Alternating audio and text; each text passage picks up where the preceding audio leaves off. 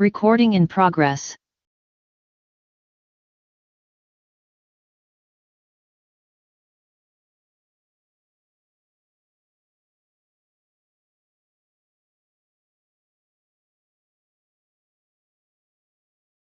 Members, good morning.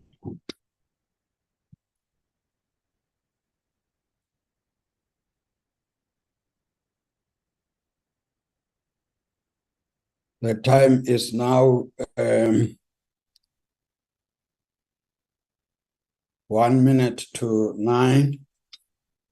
Would like to start the meeting, and the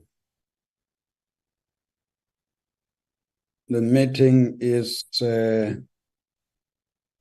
officially declared open.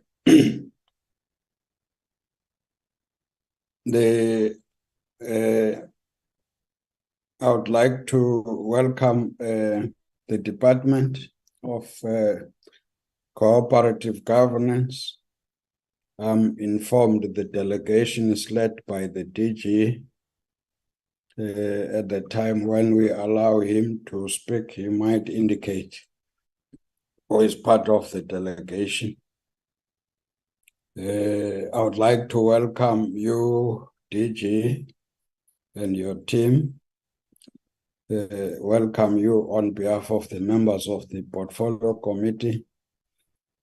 We decided to have this session to be updated on the progress on the Section 139, subsection 7 intervention in Lekwa local municipality, Mangaung, and Enoch, Mgijima.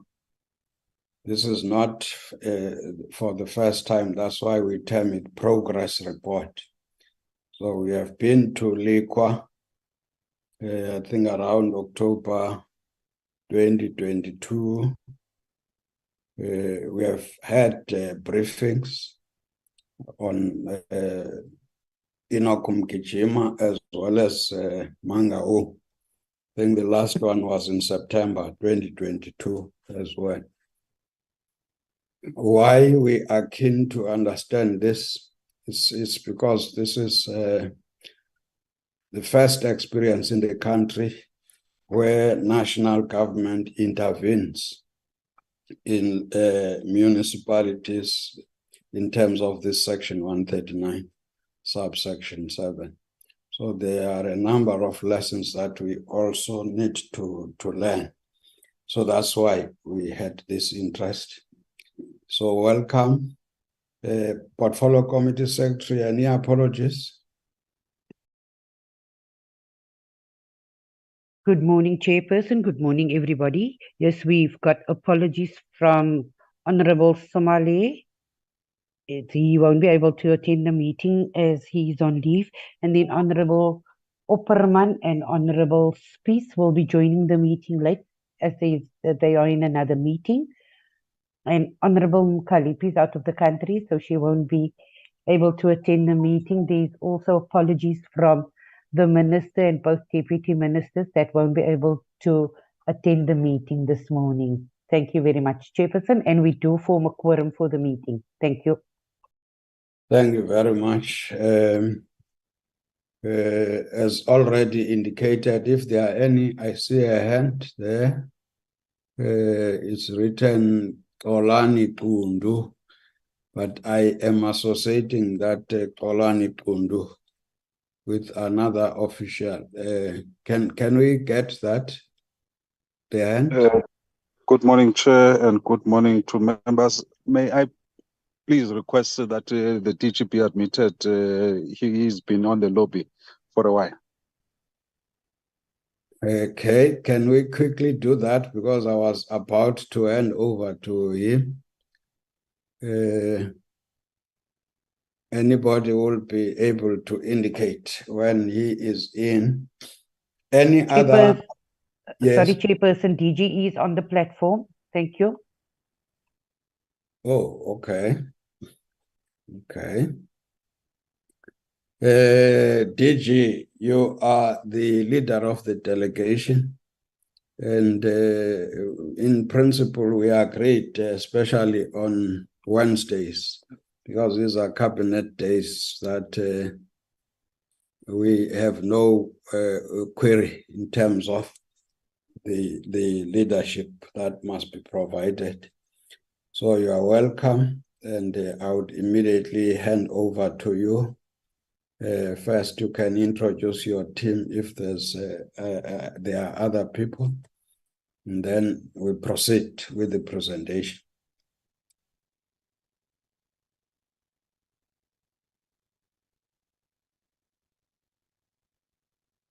Thank you very much. Let me get the camera. Yes, we want to see you. Chair, I am using a phone, so the camera is a little bit of a problem. No, then let's continue. Yes. Because I've been on the lobby on another gadget for some time. I'm still in the lobby that I wanted to use for the meeting. If I may start so that I can save your time, I will switch to the gadget later that is functioning better than the phone. With your permission, Chairperson. Allowed. Thank you very much. I am accompanied by my colleagues. They are here. The DDG who was responsible for this portfolio, DDG Stelo Duma, is here. He's responsible for local government operations and support, and he's going to take us through the presentation. There are other colleagues as well who are going to assist him. It's myself. My name is Mbulelo Changana, the DG of the Department of Cooperative Governance. We also have colleagues from the department. Kolani Kundu from the office of the DG is here.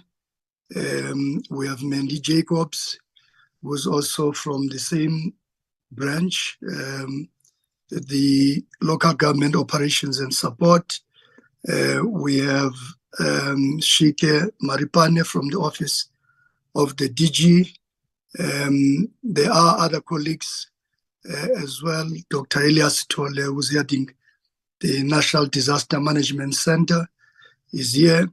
Chairperson, all the people who are responsible for this business are here. We've got Godfrey Machila from MISA.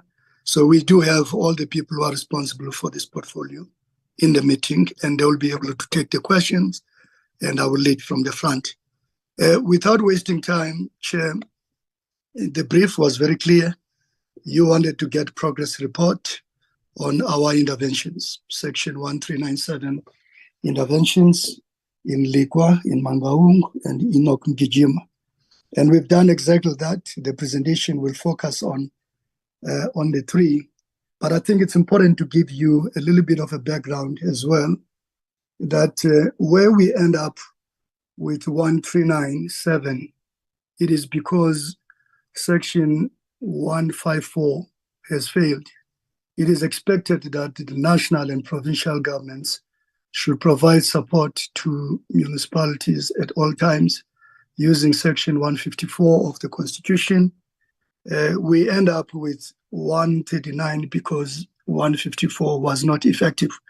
And I guess in these three municipalities as well, we ended up with 139 because 154 was not effective.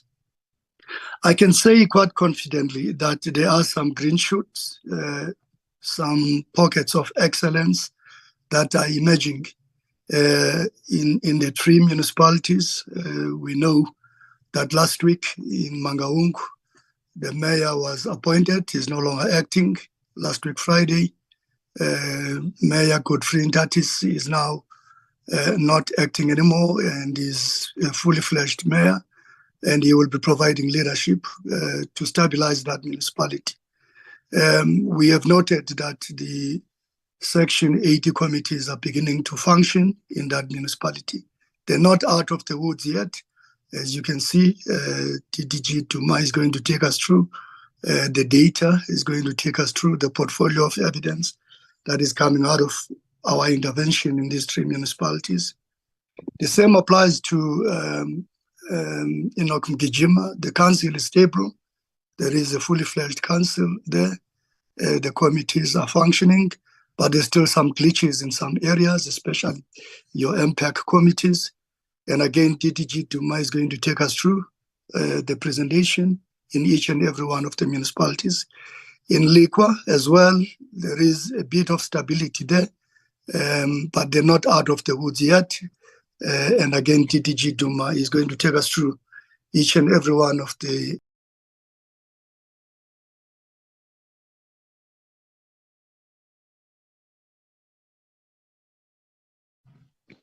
we lost the DG chair.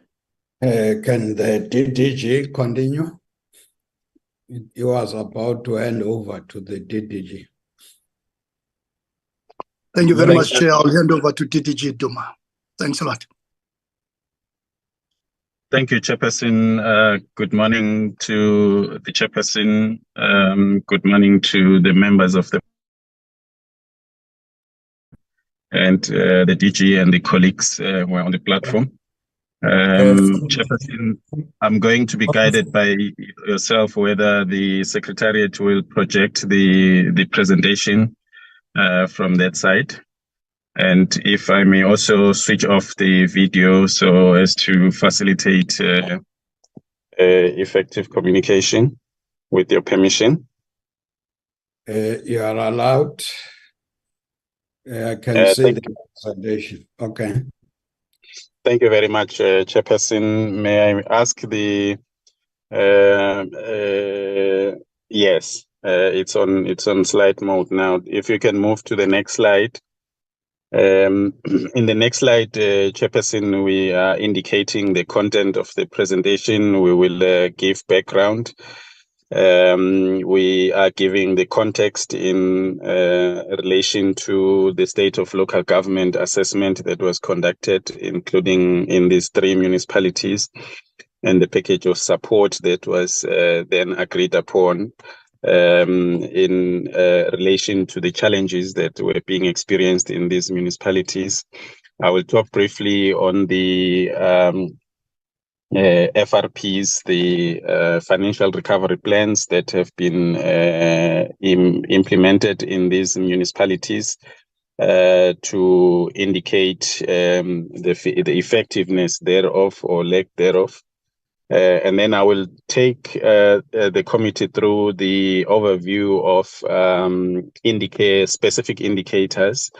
This is to just highlight these have been looked at in these municipalities, but it's to highlight key ones. And we will then take you through the conclusions and recommendations. Next slide, please. The municipalities in question, as the DG was saying, have ended up being under intervention in terms of Section 197 because of the failure of interventions by the provincial governments in Mpumalanga, in Free State, and in Eastern Cape in respect of Enoch Mgijima. This background, Chairperson, is known to the members, but in the case of Lekwa, as members would remember, there was also a court decision that actually compelled national government to intervene. There's Toivo. Can you please mute Toivo? Or can we be assisted to mute him? Continue, DDG. Thank you, Chairperson. I was saying that in the case of Lekwa, the chair and members will remember that that decision to intervene by National Cabinet was precipitated by a court decision to intervene. In the case of Enoch Mgijima, we are also aware, members will be aware that there is a pending court matter there, where some civic groups are wanting to force the national government to dissolve the municipal council. But that matter is still to be ventilated in court, so we will not dwell too much on that. The next slide, please. If you look at the next slide, we are highlighting the reasons for the invocation of the intervention. We are also indicating that in each of these municipalities, there are financial recovery plans that are being implemented. I will talk to these just now, specific to each municipality. If we go to the next slide. In the next slide, Chairperson, we are just giving you an indication that between the time that the national government intervened in these municipalities and now, there has been an assessment of municipalities that was undertaken by the national Cooperative together with provinces to look at the functionality of municipalities across the country, including these three that we are talking about today. And the framework that we are showing here is the framework that guided that assessment to indicate that when a municipality is dysfunctional, and these three municipalities have been classified as dysfunctional, the indicators that you see at the bottom of the slide would tell us why we say these municipalities are dysfunctional. Next slide. If this was just to illustrate that the outcomes of that assessment across the country resulted in 66 municipalities being classified as dysfunctional, including the three that we are talking about. Next slide. The next slide, Chairperson, is just the same as the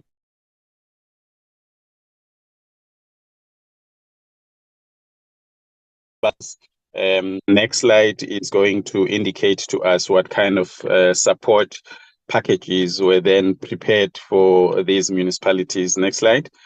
So that we are ensuring that there is the interventions are effective. So once the assessments have been undertaken, even in these three municipalities, it was agreed that this package of support or these municipalities, they range from support in relation to governance, support in relation to institutional arrangements in these municipalities, support in terms of financial viability, and support in terms of service delivery and economic development. I will then, in the next few slides, once I've spoken to the FRPs, then look at each of these indicators to see how far we have gone in implementing these support packages in these municipalities and where we are having challenges. Next slides. The next three slides, I'm going to be looking at the implementation of financial recovery plans. As you would know, Chairperson, an intervention in terms of Section 139.7, read with 139.4 and 5, requires that there should be a financial recovery plan that is implemented in the municipality. In the case of Lekwa, the financial recovery plan had about 213 activities, which, if they were implemented, all of them, they would then ensure a turnaround in the municipality. And as at end of September, the municipality in question had completed about 50 of these indicators or activities. And 159 of them were in progress. In other words, they are in different stages of implementation, while 4 had not commenced yet.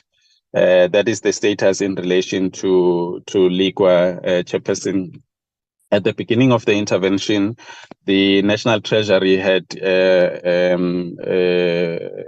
working with Cooperative, had actually put warm bodies in the municipality, but those warm bodies have since been removed, and the municipality is implementing this FRP on its own.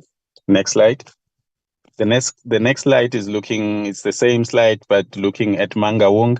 In the case of Mangaung, they have 209 indicators or rather activities, of which 85 have been completed, 116 are ongoing, and about 8 are still to be implemented, Chairperson. The same modus operandi here, in that at the beginning, both COGTA and National Treasury had deployed experts here to assist the municipality, and those experts are no longer there except for a few government officials who are still assisting the municipality in the implementation of the FRP. And as the DG was saying earlier on, we have seen some progress here with the appointment of senior managers who are then responsible for the implementation of this FRP. The same is the case in Lekwa. They have appointed senior managers who are responsible for the implementation of the FRP. In the case of Enoch Mgijima, in the next slide, the picture is looking more or less the same, but it's a little bit worse in the sense that of the 139 activities in Enoch Mgijima, about 63 of them had not started implementation. Here, Chairperson, we were having a bit of resistance, a bit of pushback in the municipality. We have been working hard to try and resolve those issues that are leading to such a pushback, and they have also been interrupted by the civic groupings who are taking them to court, who are protesting, and so on. But even in Enoch Mgijima, they have now appointed most of the senior managers, and they are implementing the FRP. The next slides, as I indicated, Chairperson, I'm going to be looking at individual indicators because that is how we measure progress, and to indicate, to give the committee a picture of how things are looking like in each of these municipalities. I'm starting with the functionality of oversight structures because that is the governance system, if you like, that runs the municipality. Starting with the council, you can see that it's in Mangaung where the council was or is still unstable.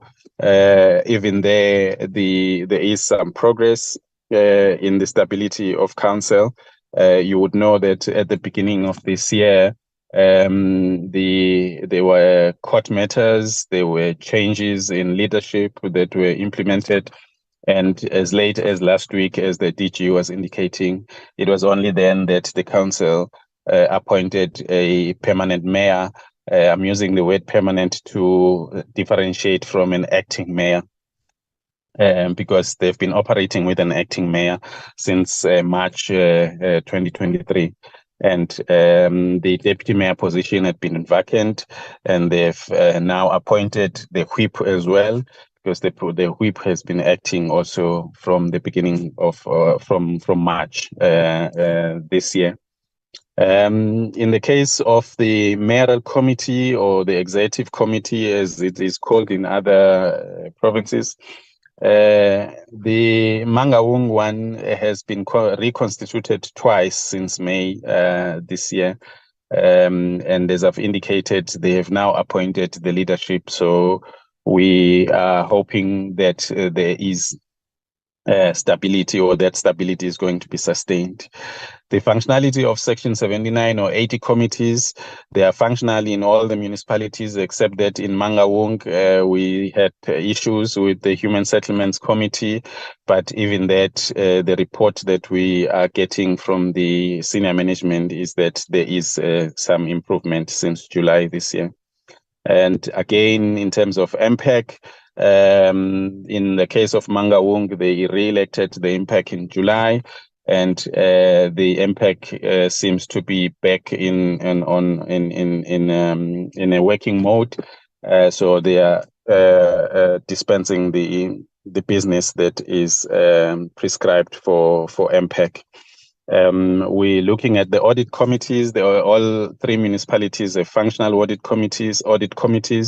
And if you're looking at the disciplinary board, it is in Mangaung where it's not functional. Some members had left the board and it had to be re-advertised. Chairperson, next slide. In the next slide, we are, as another indicator, we are looking at audit outcomes, and this picture is not looking good, Chairperson, in the sense that in as much as there is now political stability in Lekwa, but their audit outcomes are not looking good. For the 3 consecutive years, they've been getting disclaimers, and we have been working closely with them together with the provincial government, and we are at least hoping that the 2022-23 outcome will be better. The financial statements were submitted on time. The performance report was submitted on time. And in Mangaung, the municipality regressed slightly in 2021 and 2022. And given the fact that they had management challenges and they had not filled senior management posts until recently, and they had leadership issues as well, we are not confident that that outcome will change. Enoch Mgijima has been struggling with qualified audit opinions for the 3 consecutive years, and we have been working with them to try and turn around the situation. We are still not fully confident that they will turn around that audit outcome because of issues around their assets, around their billing, around revenue collection, and matters related to that, including the ESCOM debt that they have, which I will talk to just now. Next slide. In the next slide, Chairperson, we are looking at the extent to which these municipalities are performing in relation to grant expenditure. In the case of Lekwa and Enoch Mgijima, it will be the municipal infrastructure grant. The municipalities, as you can see, if you look at 2021 to 2020 to 2021, they were performing quite well, both of them, because the other one was at 80%, the other one was at 100%. But it dipped in 21-22 for various reasons.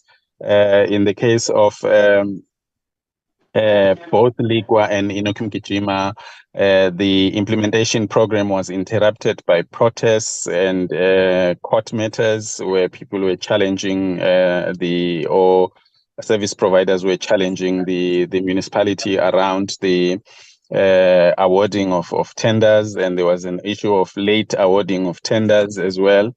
But in the 2022-2023, and a lot of work was done, and there has been some improvement, significant improvement for that matter, in the sense that by end of June, both municipalities were spending way above 80%. In the middle of this slide, you can see that we have tracked the expenditure for the first quarter, that is 1 July to 30 September. We are confident that they will still improve, but in particular, Enoch Mgijima is below the national threshold or the national average, which was 10%. So we are keeping a close eye on Enoch Mgijima to ensure that they don't slip back. In the case of Mangaung, you can see, Chairperson, over the past 3 years that they have been struggling to spend the USDG, but even there is some improvement in the sense that in the last financial year, they spent 586 million of 617 that was granted to them. Next slide. In the next slide, Chairperson, this is a major problem for municipalities across the country, not just these three. In the case of Lekwa, they are owing Eskom just over 2 billion rand. And we are aware, Chairperson, that the municipality has applied for debt relief.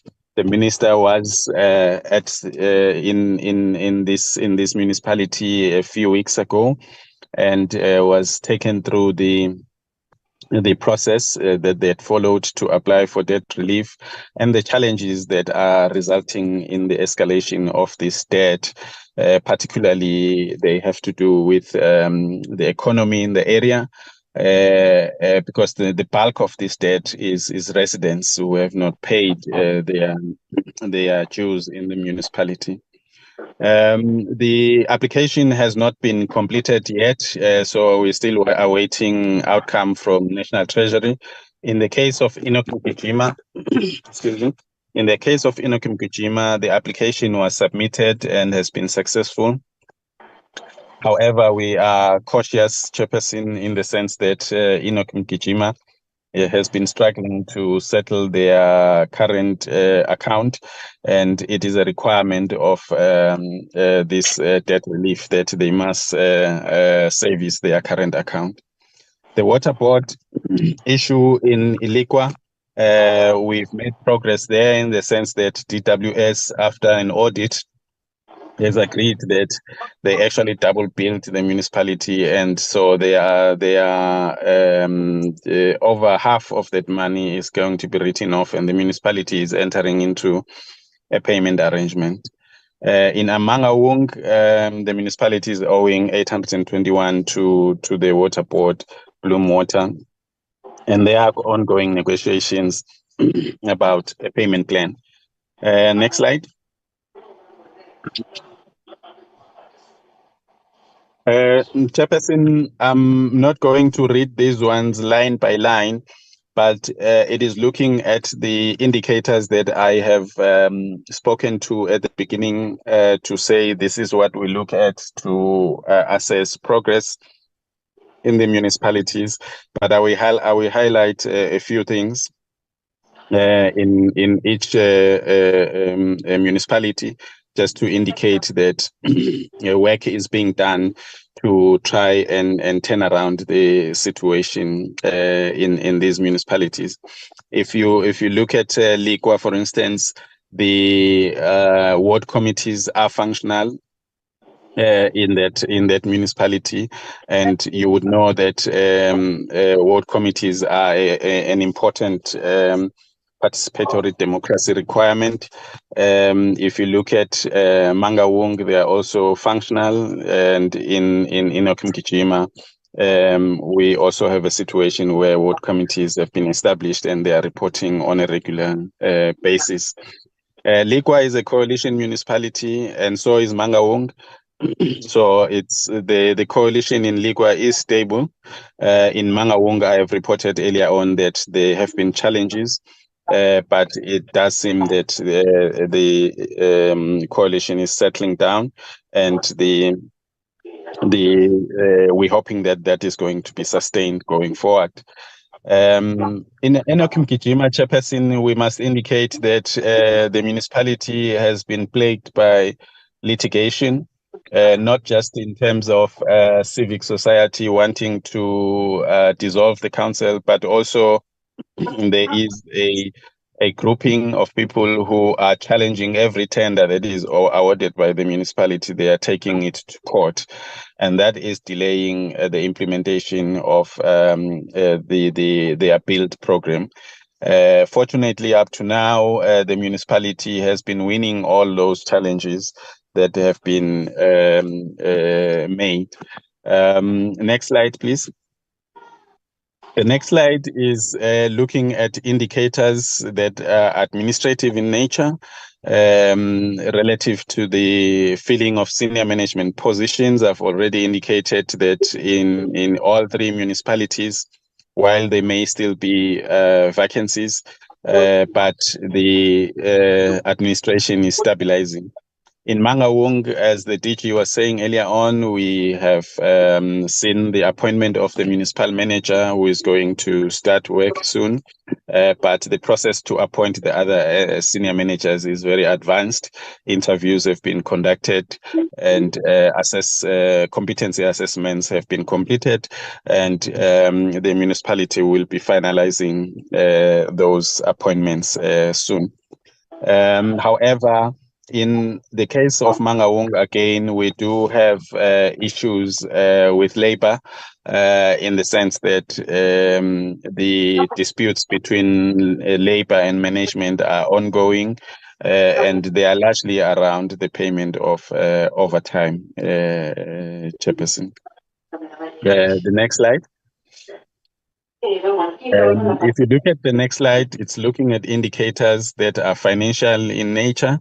And we are indicating, Chairperson, that the municipalities in question have approved unfunded budgets in the case of Lekwa and Enoch Mgijima.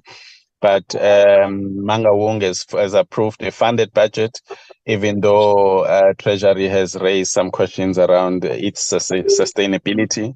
In other words, if they don't collect the amount of money that they plan to collect, that funding position may be in jeopardy.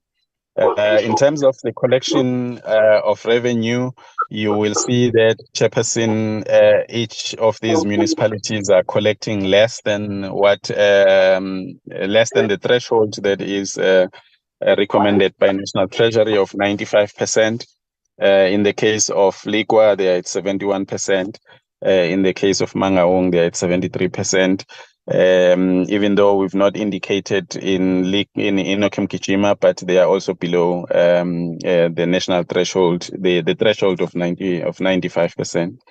I've already spoken to the issues of grants, the expenditure on grants, but I just want to highlight that in each of these municipalities, you can see, Chairperson, that these municipalities are owed a lot of money. In the case of Lekwa, they are owed 1.8 billion, and it's largely residents, as I said earlier on. In the case of Mangaung, they are owed just over 9 billion. And again, it's residents in the main who are owing them. And in the case of Enoch Mgijima, just over 1.3 billion. Again, same thing. It's the residents who are owing them. In the next slide, I'm looking at indicators that are related to service delivery and highlight the fact that the municipalities are spending some of the money that is given to them, as I've indicated earlier on, in relation to the MIG grant. But there are also other grants that have been given to these municipalities that they are spending on service delivery. Nonetheless, there are challenges that are ongoing. In relation to Lekwa, you can see that there are challenges in relation to waste management. There are challenges in relation to waste management in Mangaung. There are challenges in relation to waste management in Enoch Mgijima. So those are challenges that are being attended to. But electricity is also a big issue in Enoch Mgijima, and as you have seen in Lekwa as well, they are owing Eskom quite a huge amount of money. In the case of Mangaung, the issue of electricity is somehow technically insulated by the fact that their electricity is run by a company owned by the municipality. So, and that company does not have a direct relationship with Eskom as such, and they have a relationship with the municipality as the parent to that company. But there are water services and sanitation challenges in Mangaung that are ongoing. We are aware that the Department of Water and Sanitation is coming closer to those issues to assist the municipality to deal with them. And we are also aware that the Department of Environmental Affairs is coming closer to the issues of waste management. And they are also coming closer. The Department of Water and Sanitation is coming closer to Lekwa. They are working with Lekwa to try and resolve some of their water-related service delivery issues. If we go to the next slide, which I'm almost finished, Chairperson, it's looking at economic development, local economic development initiatives in these municipalities, because this is an important pillar, Chairperson, in the sense that the financial or revenue challenges that we are highlighting in municipalities are in part because of the depression in the economy. So these are some of the activities that are being undertaken to ensure that residents have some income, and in turn they are able to pay their municipal bills. If you go to the next slide. These are the conclusions, Chairperson. We are saying that the committee note the fact that the cabinet representatives have been removed from all these municipalities, but that is not the same as saying that the interventions have been revoked. The interventions are still in place. It's just that the implementation is done by management and the leadership in the municipalities. So, and we are monitoring these interventions through monthly reports that get sent to National Treasury, and the war rooms that are convened by Treasury, which we attend, we participate in as COPTA, and to monitor these interventions on a regular basis. We also indicate to the committee that it's clear in the presentation that progress varies from one municipality to the next, but it is generally slow because of variables and factors that are largely outside of the municipalities themselves. We therefore recommend that the committee notes this report, and secondly, the committee it is recommended that the committee should consider doing oversight visits, regular oversight visits in these municipalities, and we believe that that step will assist in pushing these municipalities to perform better. Thank you very much, Chairperson. Let me hand over back to the DG. Thank you. Thank you very much, Chairperson. Let me apologize for the glitches in the beginning. We are in Lekwa. We're preparing for the presidential imbizo, which is taking place on Friday. We had some systems and connectivity challenges. Chairperson, that's the story of our intervention in the 3 municipalities. We'll hand back to you so that we can take care of the questions. Thank you very much. Thank you, DG. Honorable members, that's the picture that has been given. And I will be now allowing, this is your opportunity to engage with this report. I see number 1, Honorable Pesa, maybe out of yesterday's experience, you decided to be number 1. Honorable Space, number 2. Can I allow you, Honorable Pesa? No, thank you very much, Chair. Indeed, yesterday was a nightmare for me in terms of the network, which resulted in me not connecting well on time and things like that.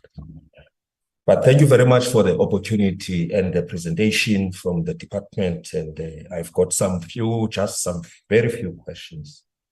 The first speaker speaks to the issue of the ineffectiveness In fact, he says that it has failed. Section 154 has failed, and it was not effective, ending up with Section 139.7 with persisting issues that pertain to the department, to the intervention, Chair. Last, we heard from the Auditor General that the preference is that we must invoke, we must first, there were proposals across the entities too. I might not remember the specifics, but that the first, the priority should be 154. And then later on, this was Section 139. What is the extent of that failure in detail in terms of what occurred there, what prompted to it to, Chair, we know what Section 154, all of us as colleagues here, what it says. It's the national intervention. What are the specifics in terms of that particular failure of that system? Because we thought that if the department goes in there, there won't be much issues in terms of that, how it is presented to us. But then the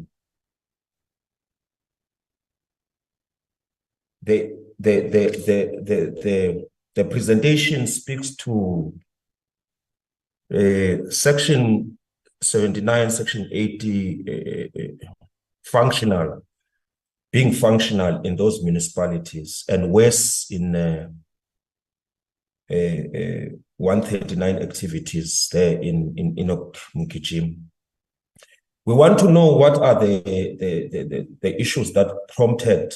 We want to know in terms of the oversight committees, whether now they are able to produce the outcomes of Section 106 forensic investigations in terms of what their functions are, because we want to get a sense as to whether the functionality is in terms of instating them, or is it in terms of the outcomes that are emanating from the Section 106 investigations? Because often in municipalities, we are not getting, unless we get the NPA and the law enforcement agencies to come here, the picture of the functionality in terms of the outcomes of those oversights.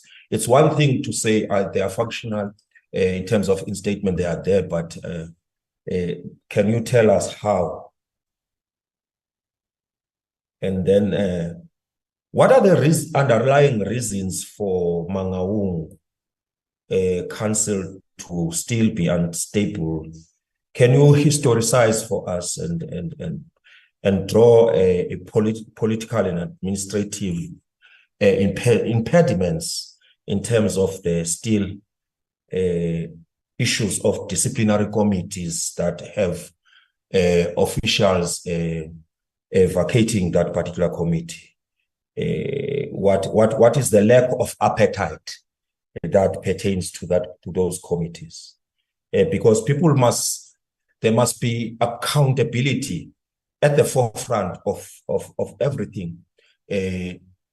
Officials must be able to be held account in terms of wrongdoing and in terms of their functions there. We see that the Mangaung is experiencing unqualified audits, and there's no confidence in terms of Enoch Mgijima, in terms of the recovery from the state of the audits, the disclaimers there. Can you put us into speed as to what is some commitments that are brought forward by these municipalities that you don't have confidence in terms of the audits, whether they will keep the audits or not. You spoke about the ESCOM debt at Enoch Mgijima at 1.2 billion, and you said that you blame it on the residents. Can you finish us with the state of unemployment in that particular municipality? Can you finish us as to unemployment rate, and then you finish us with the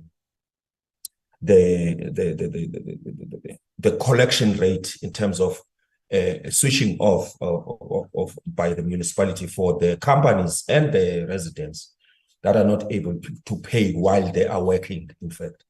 And the outstanding debts, because often you get the water, for instance, in Steve Tshwete municipality, you get a lot of water issues, people owing over 36,000, above to 62,000. Even the pensioners, they are not excluded there. So can you just give us light on those particular issues in terms of collection vis-a-vis unemployment and the debt that is pertaining to water and electricity for the indigent households? You spoke about the tender challenges by groups. What is the nature of the groups that are doing that in terms of taking the municipalities to court? What are the interests there? Because surely there's some interest in terms of maybe the tender didn't go through a bidding process thoroughly, and then the interest is that the municipality has flouted the tender process, the bidding process or something. What are the issues pertaining to that? That's about it, Chair, of my submissions. Those few questions. Thank you very much. Thank you, Honorable Space. Good morning, Chairperson. Good morning, colleagues, and good morning to all our guests on the platform. Am I audible? Can you see me, Chair? Yes, I can see and hear you. Thank you very much, Chairperson. Chair, just a few questions, 4 questions, basically. The first one, it's in terms of Lekwa Municipality. And Chairperson, from the onset, let me say that having been on the ground and also getting recent updates, the situation in Lekwa is really very dire. The situation is to an extent that where I was sent a picture last night by my colleague, it's also a member of parliament, but it's also a constituency, that people were queuing at a JoJo tank of a neighbor because that person has, the luxury of having a tank or the benefit of having a tank and helping others to get water or access to water, which is unacceptable. That's just an example of what happens on the ground. First of all, I want to understand in terms of Lekwa, how much was the temporary budget and what was approved and what it was used for. I also want to understand my understanding is the administrator that was seconded to Lekwa without any budget. Is it so? What's the status of the financial recovery plan? What is the status of government's intervention as per the court order? And then I also want to understand, it says that Lekwa has been advised and monitored continuously. But Chair, through you, 2 weeks ago, officials went to Durban, about 70 officials went to Durban and participated in the Summer Games. Money that was spent around on this was for hotel accommodation, transport, food, S&T, It was around R1 million.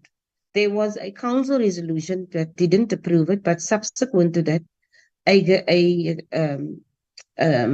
item went to council again to put this item on the agenda, and again this item then went through and it was approved. My point is, Chairperson, that we are sitting with a municipality that's struggling, that cannot deliver services to residents that are in dire straits, and yet you have 74 officials that goes to Samara Games. That is not a core function of the municipality, and one needs to understand how serious are they about the situation and the current intervention. I also want to know if Lekwa can provide us with a copy of the court order by civic organizations, so that we can check if the actions, Chair, are in line with what has been stated within that, Chair. So the situation, Chair, I can just tell you, is very bad at the moment. And I think a Section 139 intervention has now been tried and tested. It's not working. We shouldn't move to the next level of intervention, and we surely know what that is. Thank you, Chairperson. The next speaker is Honorable Mangaung. Thank you very much, Chair. Good morning to colleagues. Good morning to our officials in the department. Chair, it's thank you for the presentation. I'm not too sure, Chair, whether it's me that did not listen properly into this report, but the sense that I'm getting out of this report is that the Section 139 that we are implementing, 139.7, for me, it sounds as if it's we are failing as the department. If you were to ask me as to, out of the presentation, what is your overview? I will tell you without blinking once that we are failing as the department. I wonder if the principals of the department have this report and they understand what is currently happening. I'll give you an example. When you look at what is presented to us in terms of the financial recovery plans, in Enoch Mgijima alone, you are saying they have not commenced implementing these financial recovery plans. And my question will therefore be, does these financial recovery plans have a starting date and the ending date, or it's just open-ended type of an approach to these municipalities? And what also makes me, not happy about this presentation is that on your report again, you are saying in Lekwa, or the reflection that it gives is that in Lekwa municipality, on the financial year that ended in 30 June 2022, the municipality still received a disclaimer in terms of the audit outcome. That is with the municipality received the disclaimer when we have the administrator in that municipality. Now, I wonder if that can be explained, just to say, how does it happen? Because my understanding is that the municipality will have those things, or it will misbehave until we take a decision that we're putting an administrator.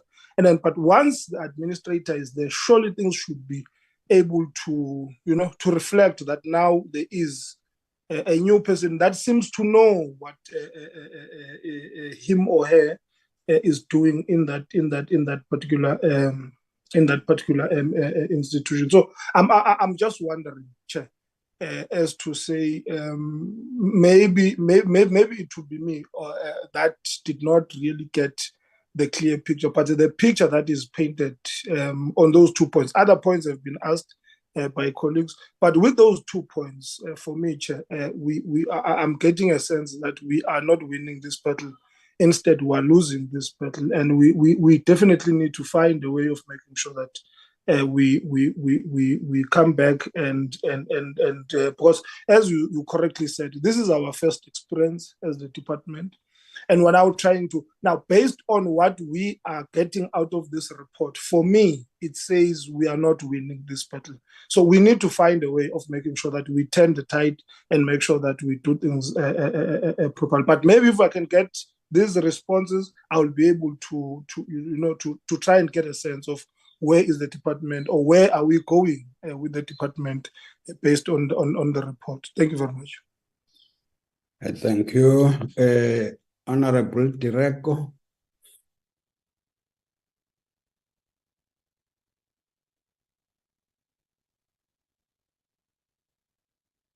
Honorable Direko.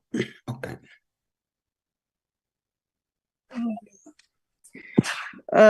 Thank you, Chair. Let me also welcome the presentation. Greetings to the colleagues. Chair, looking at the presentation, one could tell that in Mangaung, at least there's a progress. And there's 2 other municipalities, I can't really tell if there's a progress. One of the reasons why these municipalities were put under the administration was because they needed assistance in terms of the financial recovery.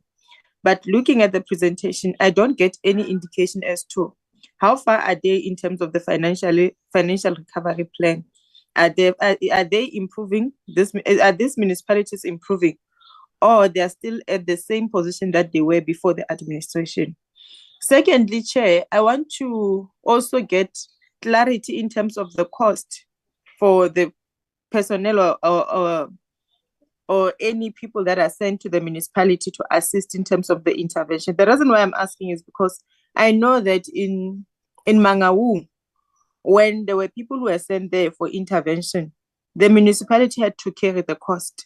And in terms of the administrator, they had to pay for their hotel, they had to pay for security, they had to pay for his weekly flight from the funds of the municipality. So I want also to check as to, is municipality being reimbursed in terms of the funds that they use to fund the administrators, or is it at the cost of the municipality?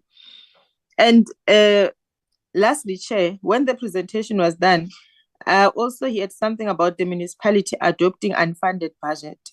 So my concern is that how do they adopt unfunded budget while they are under the national administration?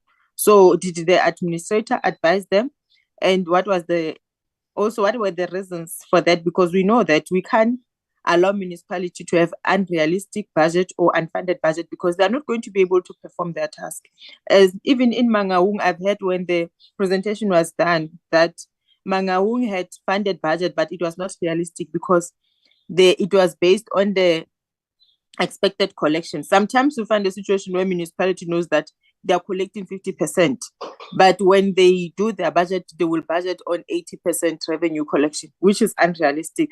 So I also want to get clarity in terms of the adoption of budget for all these municipalities. Is it realistic? Is it going to assist those municipalities, or is just unrealistic budget that is still not going to assist municipality? Thank you, Chair. Thank you. The next speaker is Honorable Mbumza.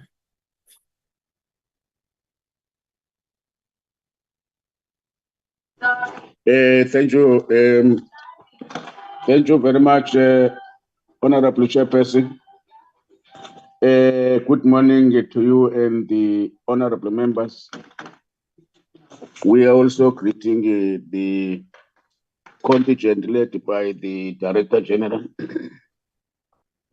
And we are now welcoming the presentation share on the progress made so far in the interventions by national government in these 3 municipalities. Chair, the first instance is that the intervention by National Cabinet in Lekwa was as a result of the court decision.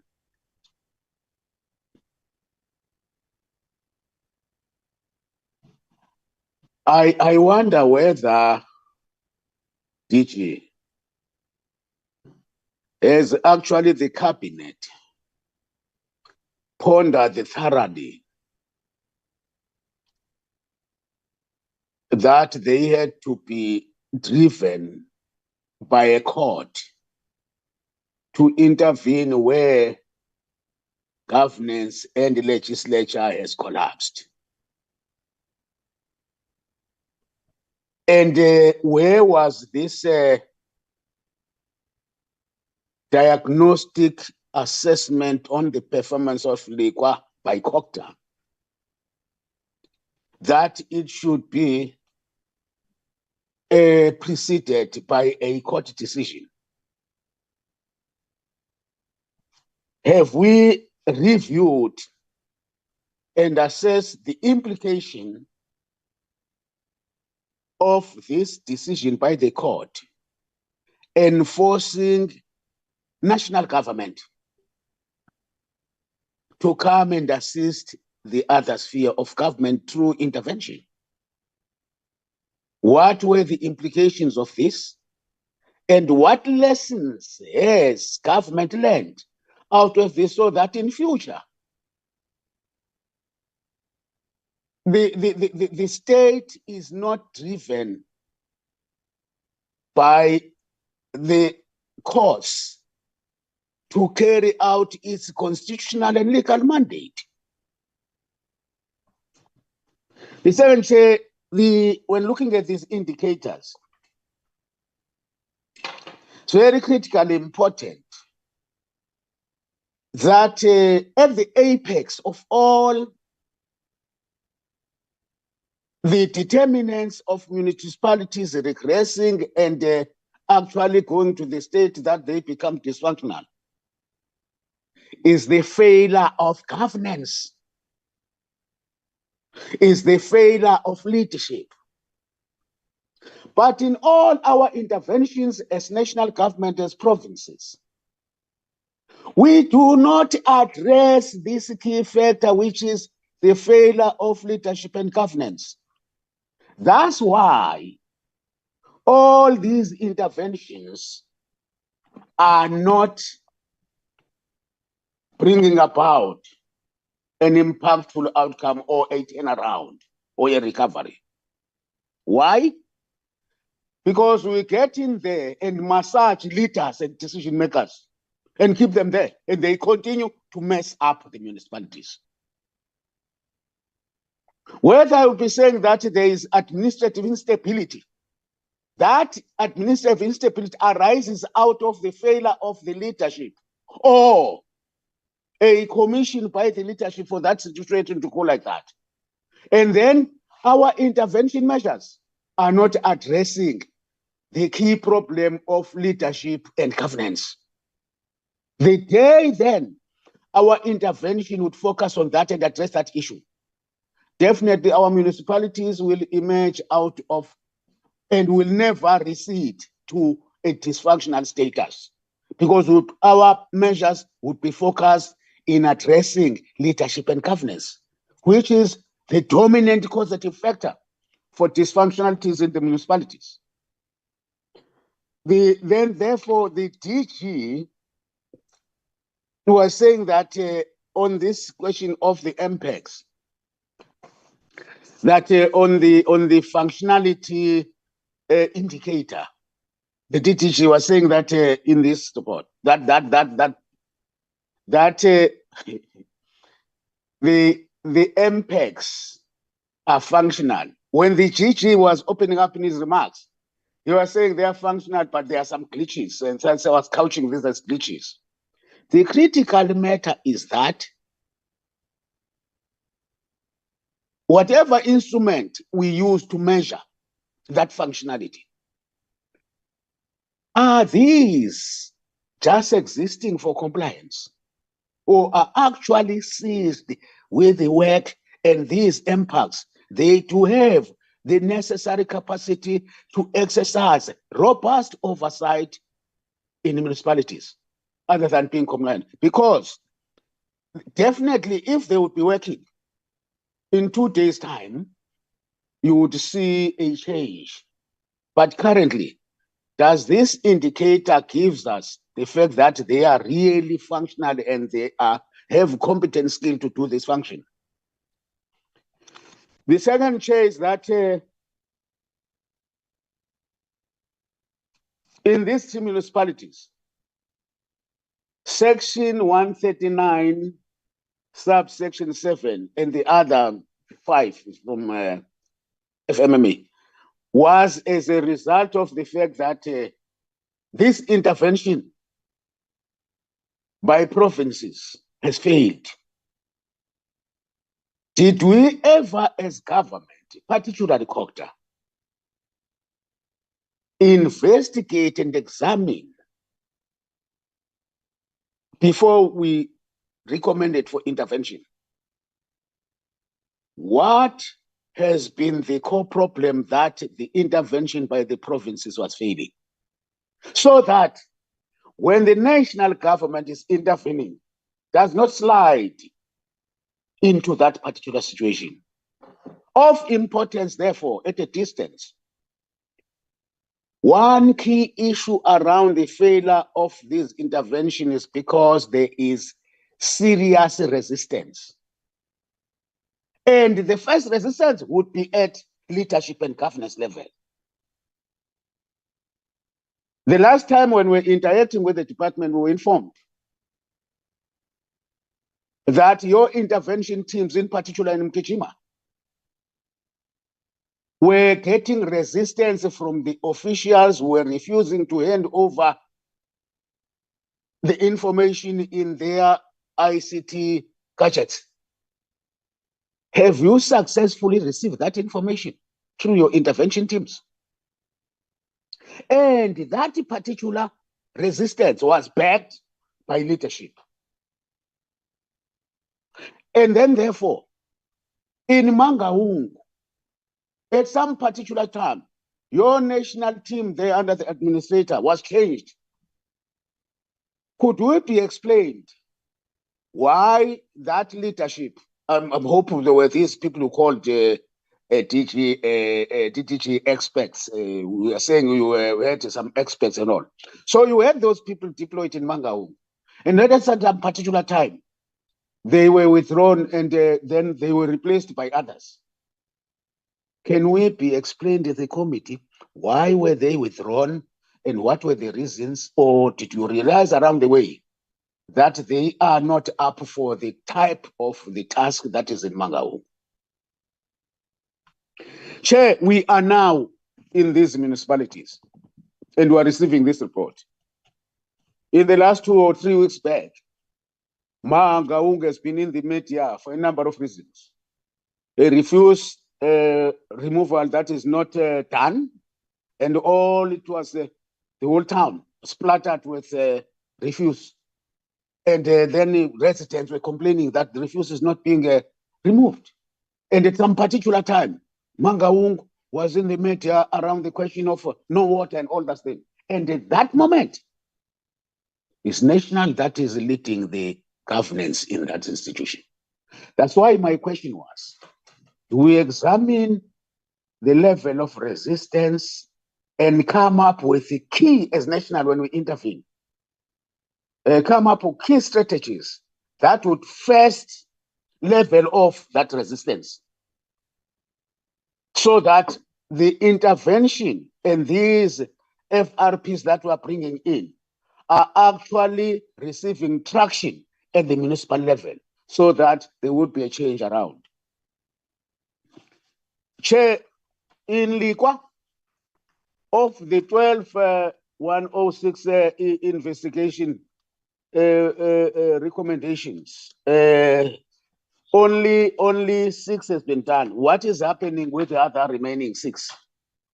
Thanks, Chair. I will come back later.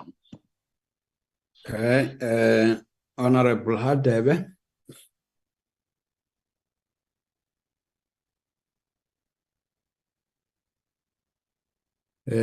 Honorable Hadebe. Sorry, Chair, my gadget is failing me. Thank you so much. Yeah, no, thank you so much, Chair. I just had to also show proof of life and indicate that I'm in the corridors of power. So please allow me to switch off my video. No, that's fine. Thank you. Chair, Albert Einstein has a definition of insanity. And Honorable Keza would always refer to such. Albert Einstein has defined insanity as doing the same thing all over again and expecting different results. And Chair, I am mindful and cognizant of what the president of SALGA said yesterday, that in all what we do, we need to also take into cognizance the root cause and apply our mind properly on issues that we're dealing with. We went further to make mention of a tap root, that if the ground is not fertile and you have not watered your plant properly, the tap roots will fail you. So you must not be surprised when you're not getting the fruits that you have anticipated. I am mindful and cognizant of that, Chair. But I think it's high time that we should consider whether or not shouldn't we hold accountable those that appoint administrators into these municipalities and administrators themselves for failing. I'm raising this matter precisely because Lekwa, the administration, its term is nearly equivalent to that of a full municipal term. And there hasn't been any tangible movement in this regard. And in our oversight, we had also recommended that at least both ministers of finance and that of cooperative government, Chair, need to come and explain why there are failures. So that will also give us a sense and understanding of root cause analysis, because we can't keep on complaining, Chair, and hope for the best when nothing tangible is done, Chair. Now, I want to implore and appeal to the committee to revert back to our original decision that people must come and appear and account, Chair. And we need to change gears, Chair. It's true that if we have wrong diagnosis, even our intervention will also be futile, because we would have diagnosed wrong issues in this municipality. But I think the essence of my input, Chair, is that we should consider holding accountable those that are responsible for the appointment of administrators, including administrators themselves. Because when municipalities are not performing as per the expected mandate and legislation, we take over or disband them. Something ought to give when administrators and those that appoint administrators are failing to turn around the situation. That will be, Chair, my proposal and appeal. And if you have a mandatory financial recovery plan and it's not achieving results, Chair, that's a serious call for concern. I am covered on most of the issues by the latter speakers, so I wanted to raise that one issue, Chair, and thank you so much for the opportunity to engage. Thank you, Honorable Groenewald. Thank you, Chairperson.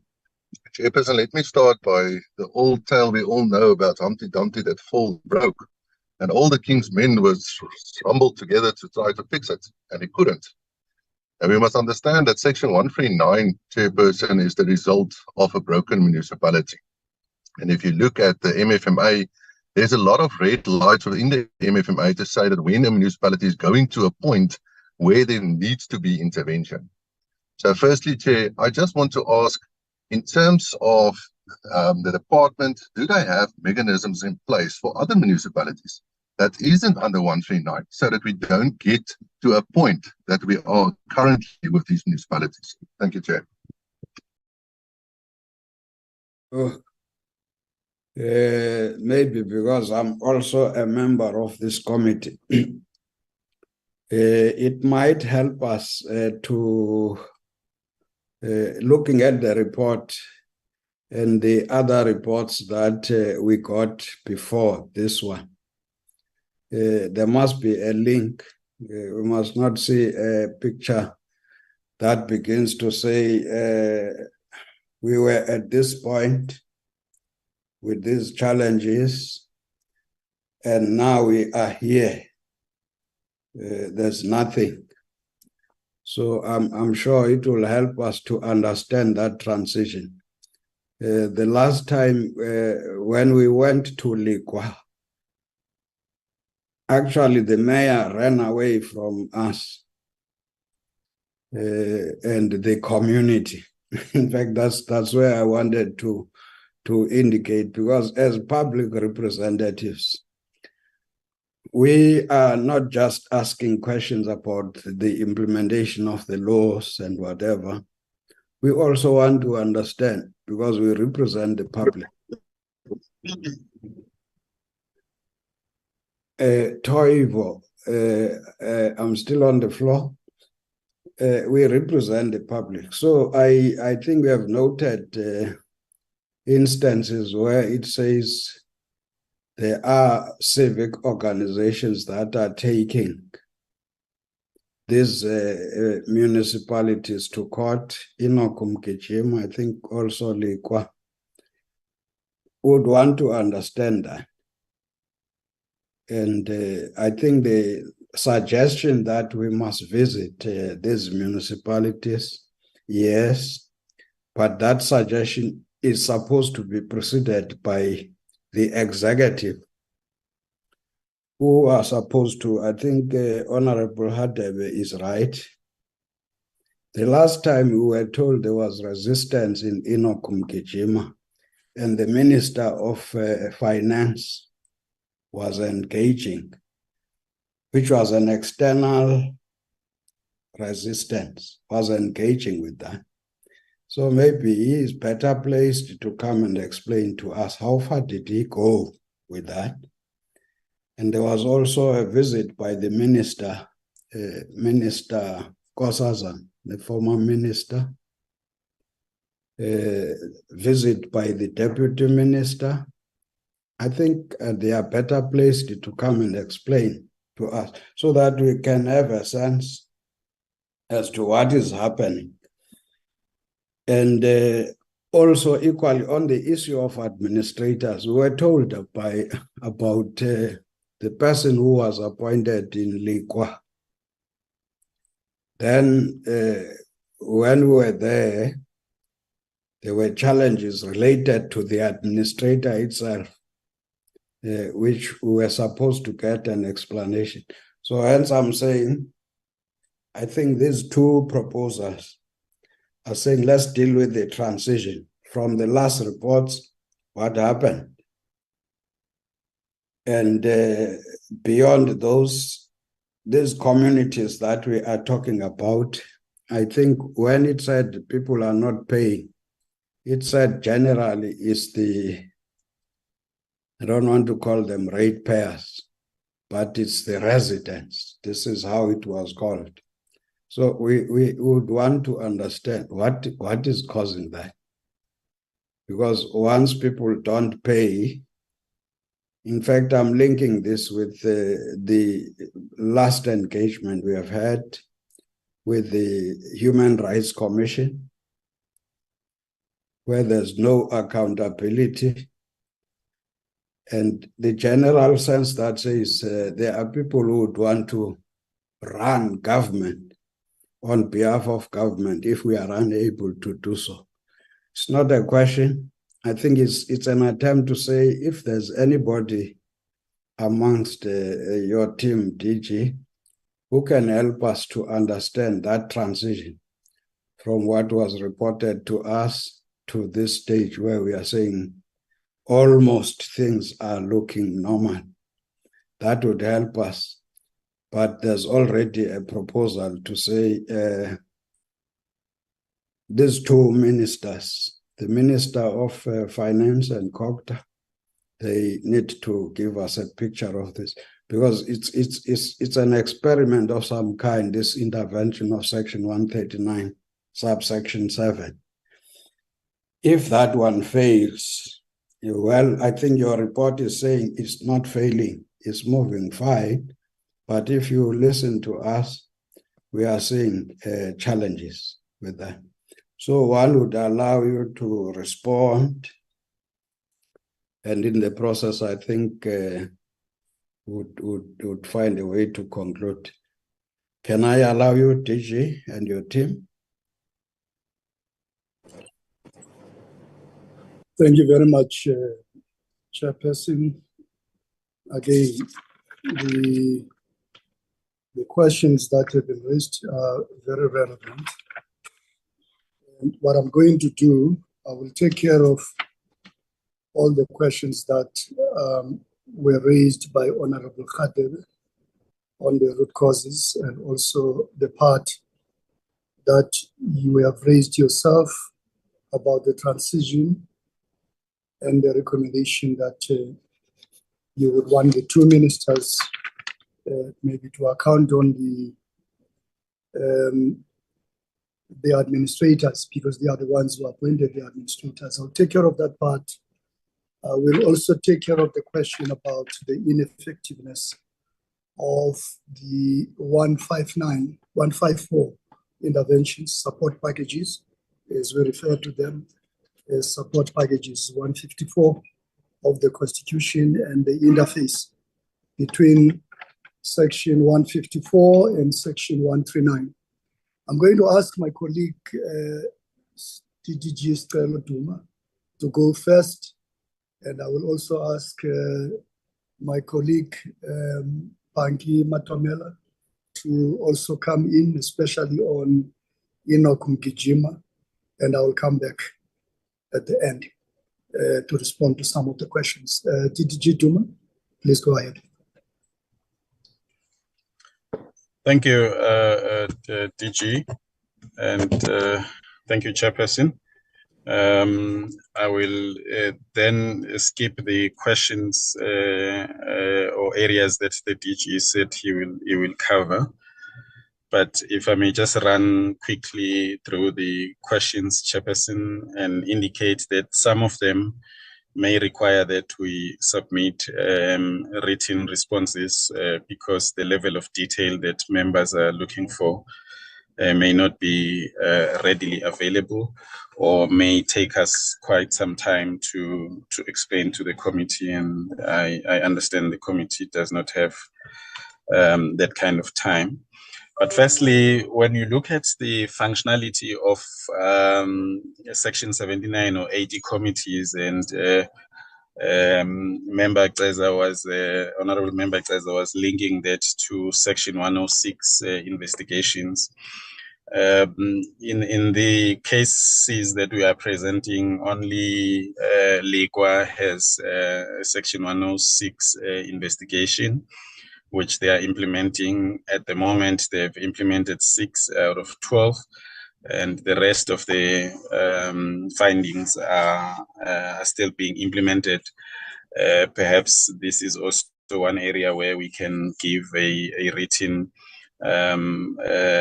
reply as to the extent to which these have been implemented or outstanding. But I do know that the committee also has a responsibility to look at Section 106 reports by municipalities. Maybe that part may be covered. The underlying reasons why Mangaung was still dysfunctional as a council, firstly, it has to do with the Mangaung being a coalition municipality. And secondly, we came to that conclusion because, as I indicated in my presentation, if you look at March and now, there has been change of leadership. There has been motion of no confidence in the leadership that have been processed by the municipality. And as we indicated, the mayor and the whip were only permanently appointed a week ago. So the functionality of that municipality is not at the level where we can say it's stable. But we are now seeing signs that with the election of permanent leadership, that stability will be achieved. The audit outcomes, Chairperson, are influenced by, largely in these three municipalities, by the reporting on the assets, on the state of assets of these municipalities. They were found wanting by the AG, and that is work in progress. Also, the records of these municipalities were not complete. And again, that is something that is work in progress. We are working with these municipalities to try and resolve those issues with them. The ESCOM debt in Lekwa, and Member Chaza was linking that to the level of collection and the indigent household. Again, we can provide here a debtor's age analysis from Lekwa, which will show, Chairperson, that in the main, it is residents who are owing the municipality the most. And in actual fact, that is the same across all three municipalities and even other municipalities for that matter. It's largely the residents who are owing the municipality. And the reasons for that vary from one municipality to another, but generally, the reasons are related to the high rate of unemployment, the issues related to the fact that among the youth, for instance, you have a very high rate of unemployment in these municipalities, and we can, Chairperson, provide information later on what has the recent statistics found in these municipalities, and it will show what I'm saying, that the rate of unemployment has remained consistently high over the past few years, which speaks to an economy that is not performing at all. And you will recall that in that area of Lekwa and other areas close to it, there's a mining that is going on there, and there's a lot of farming as well. And those economic sectors are not performing well. The last question from Member Chaza was to do with interest groups in Enoch Mgijima. May I ask that I reserve that question for Mr. Matomela to speak to? Member speaks of the situation with water provision in Lekwa, asking what is the state of water supply there. We are not suggesting, Chairperson, that the state of water supply in Lekwa is where it should be. And again, the members, we can provide detailed information as to the ability of the municipality to supply water to its residents. Yes, we agree, and we are not suggesting in any way that there are no challenges. There are still huge challenges in relation to that. Chairperson, the administrator in Lekwa, and as I indicated in Mangaung and in Enoch Mgijima, those administrators are no longer in place, but the interventions are implemented by management and the leadership of these municipalities. So the recovery plans that have been, the financial recovery plans that have been prepared for these municipalities, these are formal documents that are approved by the Minister of Finance. and are still applicable, and they are reported on. And you would have seen in the slides that I presented that we report progress in relation to that. And we did acknowledge that progress is not as fast as we would have wanted it to be. Yes, we can supply the copy of the court order, Chairperson, in relation to Lekwa. I was not aware that officials of Lekwa had gone to Durban. We can investigate that, Chairperson, and report to the committee. I think those were the questions from Member Spies. She made a statement at the end of her submission, which said that maybe it's time to move to the next level of intervention. I must remind members that in the case of Lekwa, the court order forced the dissolution of that municipal council, and indeed that municipal council was dissolved, and the council that is in place is a new council. And for that matter, in the case of Enoch Mgijima, that is what the civic groups are trying to achieve by going to court. The questions by Member Msimang is making a statement that the Section 139.7 has failed, and I think the DG said he will deal with that. He's also asking whether the municipalities have commenced with the implementation of these FRPs. Yes, they have, Chairperson. The escalation of these interventions from provincial to national meant that because putting in place an FRP is a process that is prescribed, it does take a while. These municipalities, for a while, they were implementing FRPs that were imposed by provinces, which had then failed. But in all cases, we now have FRPs that are approved by the Minister of Finance. That are being implemented, Chairperson. We are not saying that the speed is what it should be. It can be improved, and we are undertaking that. We are working quite hard to make sure that there is improvement. The fact that Enoch Mgijima, rather Lekwa, has obtained a disclaimer while the administrator was there, that is a fact, Chairperson. It is true. And in actual fact, we have seen this in other places as well. And even as late as yesterday, the DG was engaging HODs of provinces to look at the reasons why this is happening and to look at what interventions can be implemented to improve the situation. Member Direko raises same questions as to the extent to which FRPs are being implemented, and I think I've addressed that. And she wants to know what are the costs of deploying these administrators. In all three municipalities, the administrators, in Mangaung and Enoch Mgijima, they were deployed by National Treasury. And in Lekwa, it was Copter, so that information can be provided, Chairperson, in writing. We do not have it readily available. The question of how does it happen that municipalities approve unfunded budgets, it's a very fundamental question. And as I said yesterday, the DG was engaging HODs, and this question became a topic of discussion between himself and the HODs, and they are finding ways of dealing with it, and we may need to involve Treasury in looking at how best can we handle this matter so that municipalities are not allowed to approve unfunded budgets in the end. Member Mpumza is making fundamental statements, Chairperson, in my view, that a number of these failures are caused by poor governance and poor leadership. And that is a matter that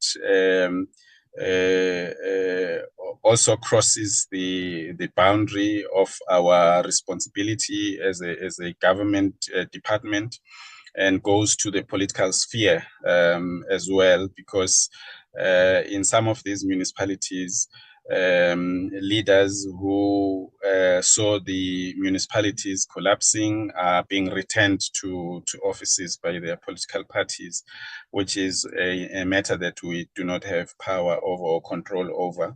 But it's a fundamental question that we need to answer as a country, as to how does it happen that leaders lead failing municipalities and yet they still are retained and promoted in some cases. The MPEC's chairperson are dealing with issues of UIFW. We admit that that is unauthorized, irregular and fruitless and wasteful expenditure in these municipalities. And we do admit that they are slow in some of these cases. But from the information that we are receiving, they are dealing with these matters. They can be assisted to be faster and to be decisive. Cooperative has undertaken intensive training of these MPECs. Again, you are confronted with a situation where some committees are trained, and once they are trained, they are changed by the political leaders. But we can also provide written information here as to the extent to which they are dealing with these matters, Chairperson. I'm almost done, Chairperson. The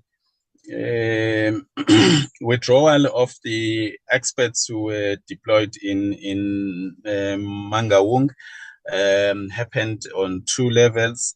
The first one was that the NCR, the National Cabinet Representative team that was deployed there, was withdrawn when their term expired, withdrawn by National Treasury. As Cooperative, we had also deployed officials who were supporting the municipality. And one of the officials who was acting as MM there had reported that his life was threatened. So he requested to be changed. So at which point he was withdrawn by the minister. And the next official who was deployed as acting MM obtained or rather found herself a job, a permanent job. So she moved to that job, which is why we then had to look at another acting person.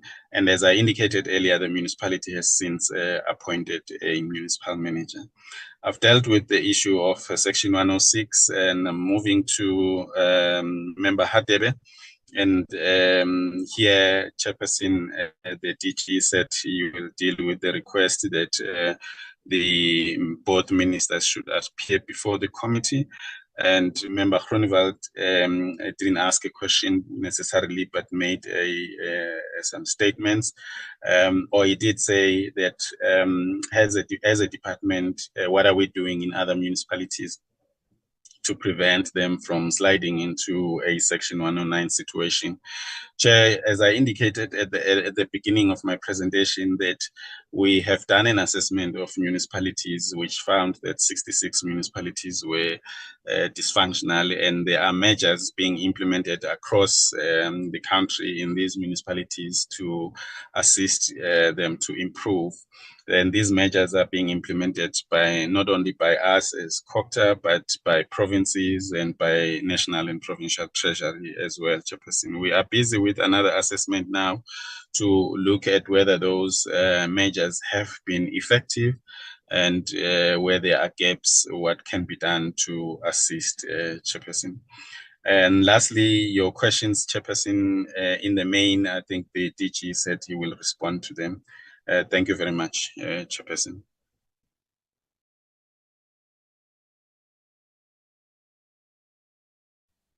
Can I ask Panki Matomela to come in on Enoch Mgijima? Panki? Thank you, DG. Good morning, honorable members, Chairperson. The unemployment rate in Enoch Mgijima currently stands at 38.8%. The collection rate has since slided from 67% to 63%.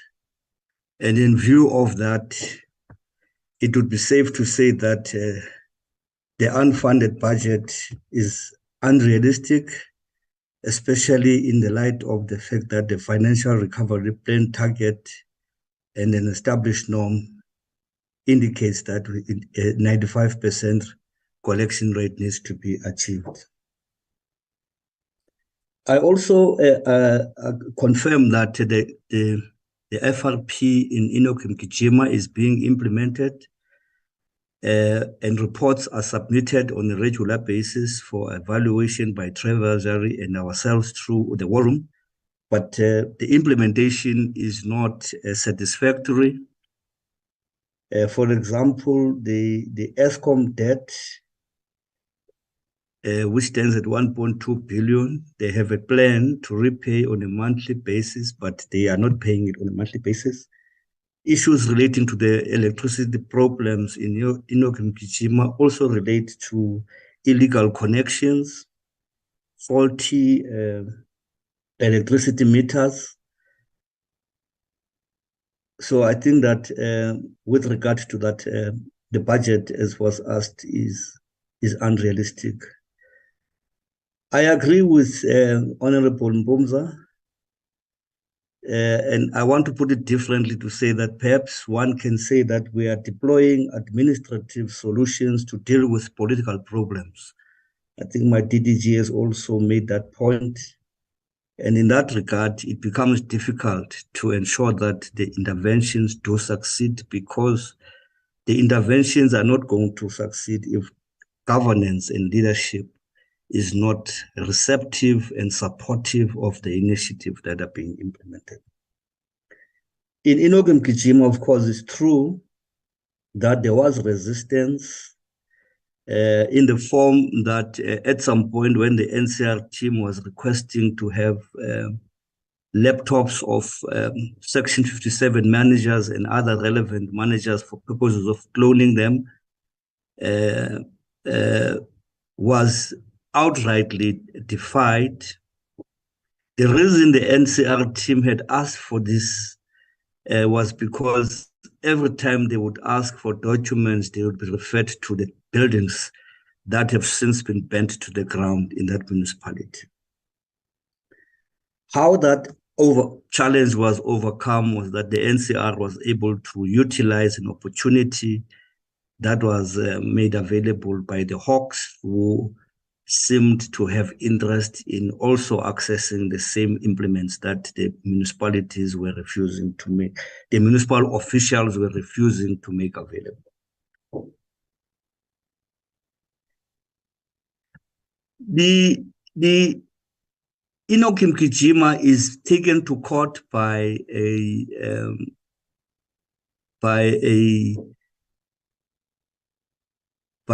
civic group. I think the DG was able to say what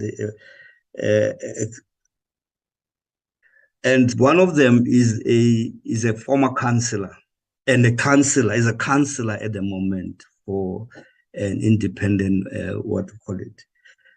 That's one group. There is another group called the Komani Protest Action Committee. That's the one that had invited the minister to come and engage with them.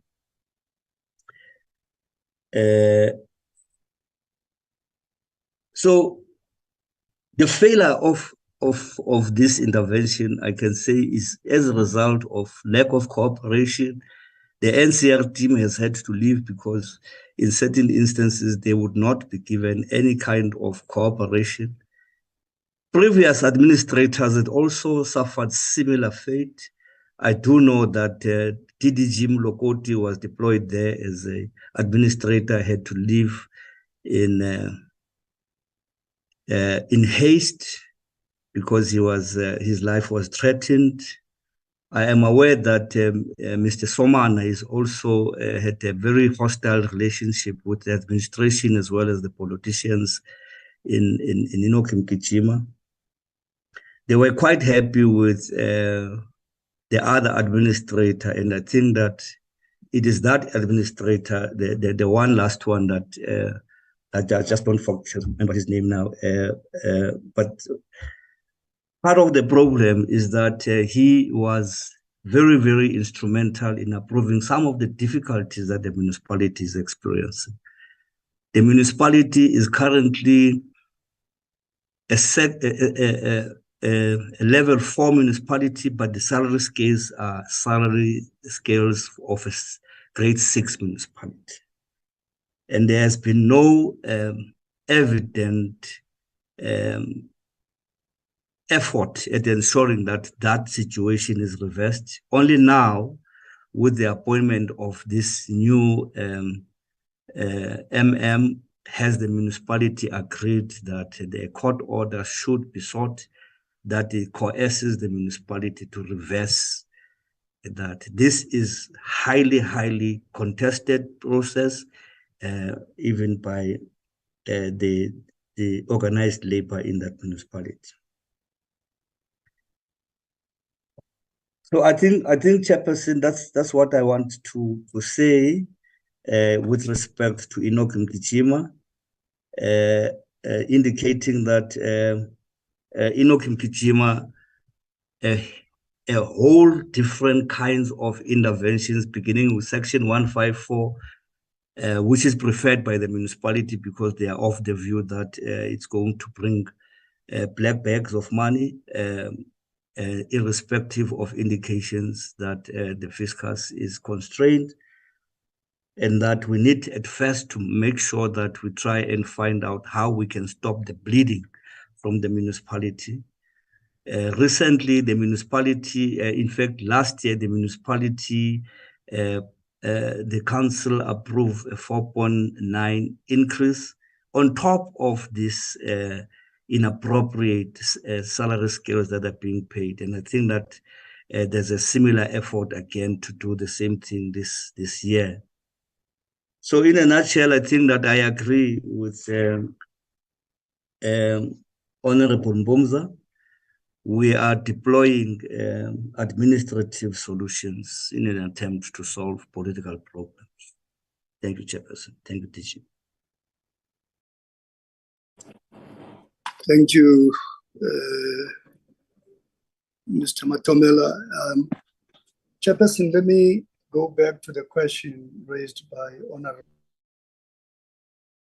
Cesar on Section 154 and 139. I made comments in the beginning that when 154 interventions or support packages, because 154s are not interventions, they are support packages. 139 are interventions. And I said, when 154 is not effective, then 139 kicks in.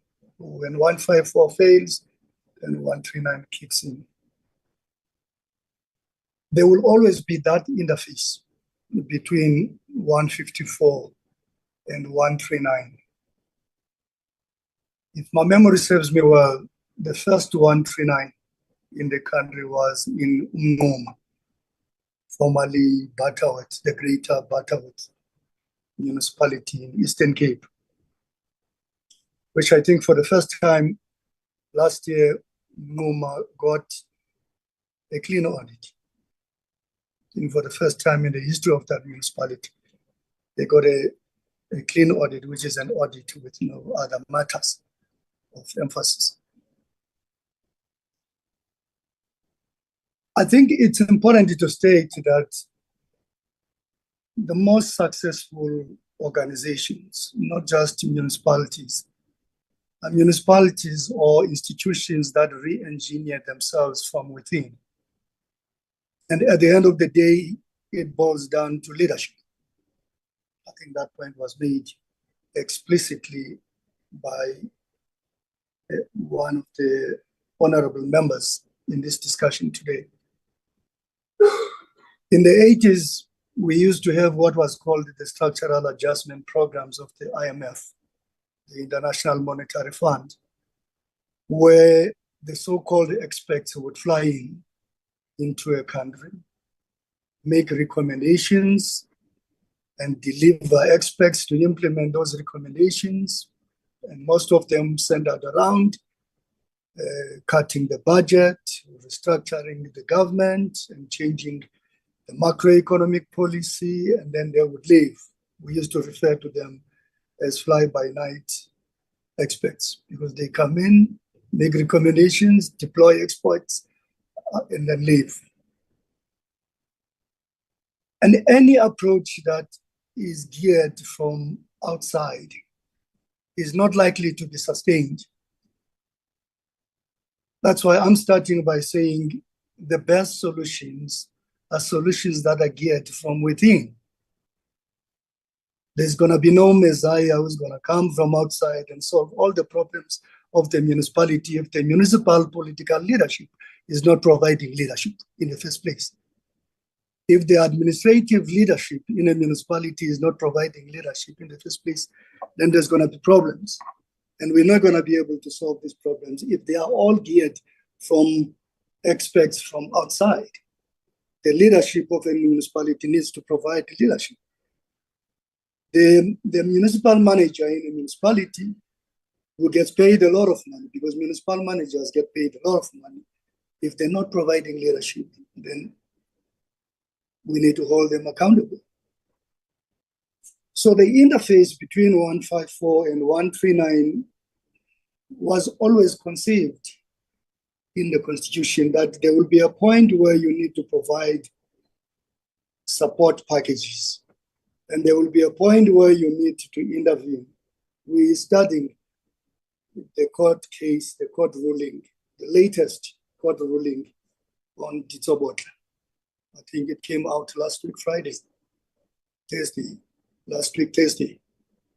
A very interesting court case, which is instructing the province to take over the financial recovery plan of Ditsobotla and implement that recovery plan. And we've been having a discussion with National Treasury about what is in the MFMA, how that recovery plan is structured in the MFMA, and how it's structured in the Constitution. And we think that the Constitution is more emphatic than the MFMA, because the Constitution says you must impose the recovery plan, because you're not going to draft a recovery plan, package a recovery plan, and then hand it over to the very same people who have caused financial dysfunctionality. So what is expected is that you have to come in with a team of people who are going to impose that recovery plan and implement that recovery plan.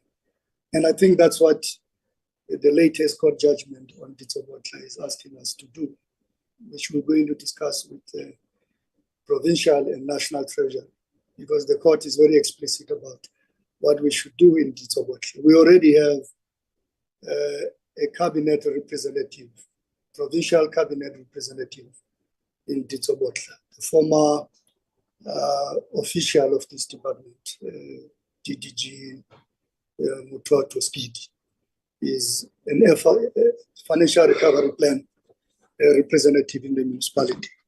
So there will always be an interface between the two, 154 and 139. If 154 is not effective, 139 kicks in. But all of these interventions, the worry is that they are coming from outside.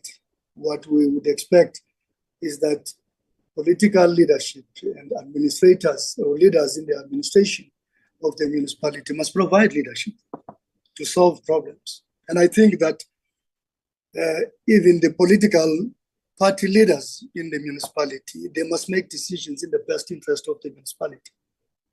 I know that in this country, yesterday we had a discussion and we're discussing migration and other matters related to illegal migration. And one of the things that we need to perfect as a country is to understand the matters of national interest. And the same applies to local organizations, local government. We need to understand matters of local interest. What is in the best interest of the municipality?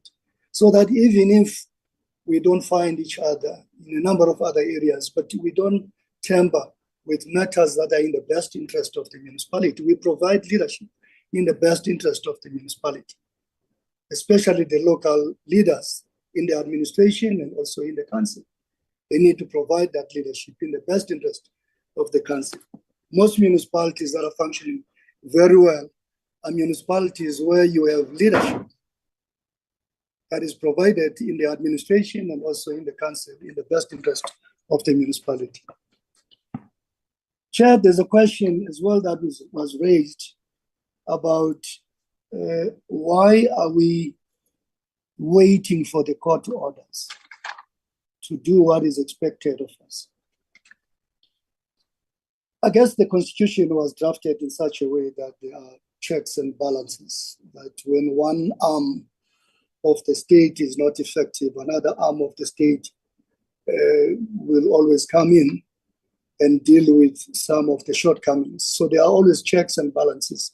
We don't necessarily look at it as something undesirable or as something that is not necessary. Courts are there to sort out complex problems that communities, societies, and institutions are dealing with. It is not necessarily a bad thing, but it is also an indictment on us that we are not in a position as leaders in the local authorities, leaders in the province, and leaders at the national government level. We are not in a better position to provide leadership to solve problems. Look at Ditsobotla as an example. Ditsobotla has been through 139s more than 5 times, if my memory serves me well, and my colleagues can attest to this. It has been through several 139s. But the main question which has been raised consistently, and I think we have to deal with it head on by Deputy Minister Tau, is whether we shouldn't go back and look at the local government white paper and review some of the assumptions that we made about some of the spaces where we have local authorities. I ask a direct question to my counterpart in the Northwest. Do we really think that the Ditsobotla in its current form as a local authority should continue to be a local authority? Shouldn't we look at the white paper and review some of the spaces so that we end up with spaces that will be permanently administered by provincial governments, or if there's stability at the district level, they can permanently get administered by district municipalities?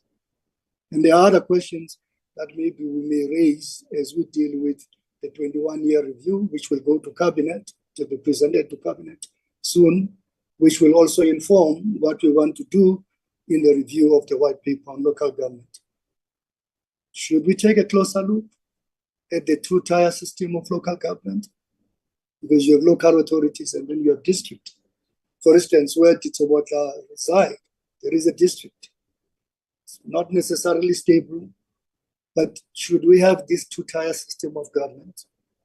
Because part of the problem is that professionals that we need to manage these institutions are not willing to go into areas that are not functional. There are few professionals who would want to go and work in Ditsobotla, as an example. The same applies to Lekwa. Professionals, your engineers, your planners, you name them. People with all the experience in the world are not going to go and work in areas that are dysfunctional.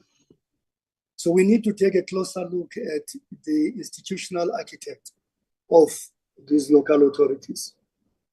I know that exercise is an exercise that we're doing, starting with the local government 21-year review, the review of the white paper on local government. We're starting these processes, and I think the timing, it is perfect. The same applies to Kanaland in the Western Cape. It's been through 139s for a very long time. The 2 dysfunctional municipalities in the Western Cape is Kanaland and Beaufort West. Same applies to Mfuleni. You have dysfunctional municipalities in Gauteng. Mfuleni has been through 139s for a very long time. Maybe there are hard questions that we need to deal with. Maybe we're plastering the wound. We're not dealing with the actual causes, which brings me to the question that Honorable Khatib raised as to what are the root causes of the 139 failures. Remember, 139 failures, even if you're talking dissolution, are meant to be temporal arrangements. And I'm using Butterworth as an example, which is where I started. If you ask me, maybe we turn that question around.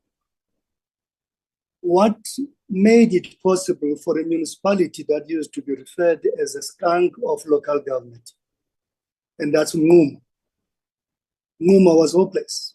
In the early 2000s, Nguma was very dysfunctional, but Nguma currently managed to achieve an unqualified audit opinion with no matters. And when we asked questions, they said, well, there is stability in the council. There's leadership in the administration. The municipal manager is very clear about what needs to be done. And that municipal manager is not imposed by external factors. It's the council that appointed that municipal manager. The CFO is very clear about what needs to be done. And the budget treasury office is functioning very well. It's highly capacitated. They have appointed external service providers to do certain things where they don't have the capacity. So Nguma achieved what they have achieved, not through external interventions, but through leadership from the council and from the administration. So if you ask me what are the root causes of the failures, it is because of lack of leadership in the council. My colleague Mgijima put it differently. He says, well, we are being asked as administrators to solve political problems. But I think that there's no leadership in the administration too. There's no leadership in the administration of the municipality. There's no leadership in the political leadership of the council too. So when the two fails to provide leadership, then the council is going to collapse. And these external measures that we're putting in from national, from provincial, are not going to be sustained if at a political level there's no leadership. And if at an administration level there's no leadership. Even at provincial level, departments that are stable, at departments where there is proper leadership at an executive authority level and also in the administration, why municipalities should be different, because that's the only way that we're going to solve these problems, is to have good leadership, a strong mayor who understands what needs to be done, political parties who understand the best interest of the municipality, who understand what is in the best interest of that locality. Municipalities are economic centers. Some of the companies are going to leave if leadership is not demonstrated in a council. We saw that in Lekwa as well. Some companies threatening to leave. In Titsobotla, some companies have left already because of dysfunctionality. So, Chairperson, I think it boils down to leadership. We can look at it in different ways. I know that I'm simplifying a very complex problem, but where there is leadership, there is stability in any environment. Then the last question, Chairperson, which you raised, is to get the ministers, the two ministers. I have no doubt in my mind that the deputy minister will take you into confidence about the consultations that he has made in Enoch Mgijima. He's met with the leadership of Enoch Mgijima. He's met with the leadership of the district, Trisani district. He has met with the leadership of the province, and he will be more than willing to report to you about all of these engagements. And in any case, he was mandated by cabinet to do these consultations, so he will be more than willing to report back to cabinet and perhaps to yourselves about what needs to happen in that municipality. We also starting a process. I think we reported to you that we are gearing ourselves up by establishing a results management office.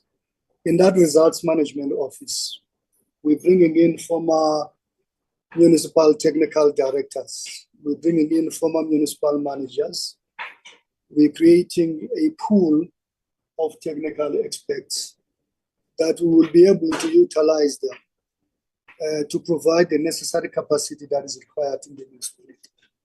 And we're doing this using our goods and services budget because the compensation of employees' budget is extremely under pressure. Treasury has told us in no ambiguous terms that the COE is kept, so we can't make new appointments. So all what we need to do is to bring independent contractors and consultants in some cases, but what we want to prioritize is independent contractors that we can utilize to deal with some of the challenges.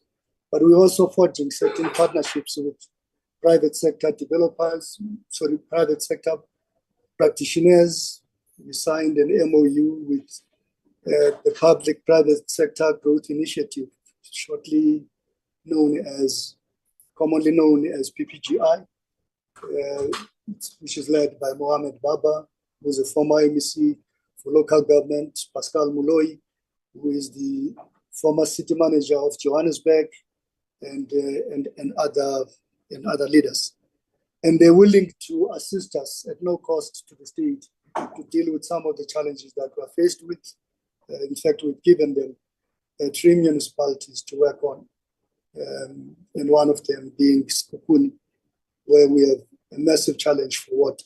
So we do have expertise to deal with some of these challenges, but anything that is packaged from outside is not likely to be sustained. I think what we need to do as national government, provincial government, and local government is to make sure that we deploy the right people in these positions, in the council and also in the administration, so that they can re-engineer these organizations and do what is in the best interest of the organization. Chairperson, if there is a question that we missed out, please feel free to bring it to our attention. We don't want to come across as if we are dodging the difficult questions. We want to cover as many questions as possible.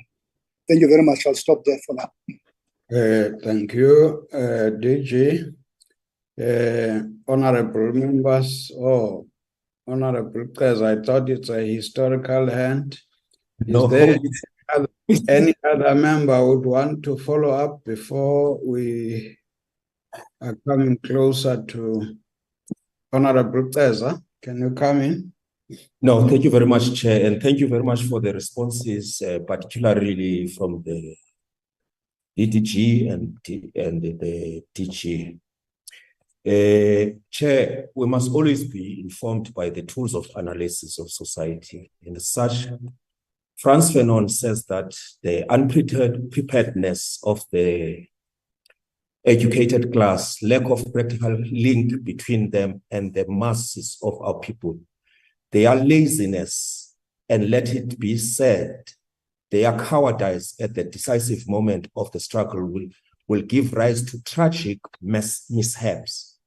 And Chair, this is to say that the scenario we are getting from the presentation does not inspire confidence. Interventions, effectiveness, and timeframes put in place must be ring-fenced and be curtailed by the commitments for the period it must take for the administration to complete such work. Because we can't have a situation where, as Honorable Khadebe has stated, the term of office is equivalent to that of the administration term. In order to resolve the protracted process, but in order to ensure that the services reach the residents, in terms of the provisions of Section 153 of the Constitution, in a sustainable manner, as well as to promote economic and social development. Consequences for those who are not cooperating must be seen to be implemented and strengthened.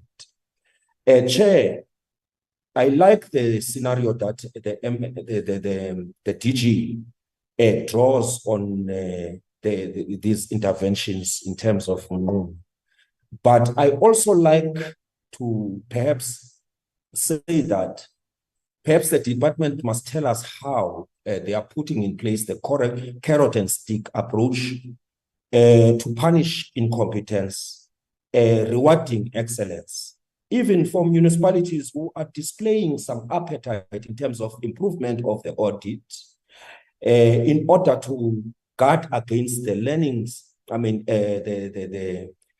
to guard against the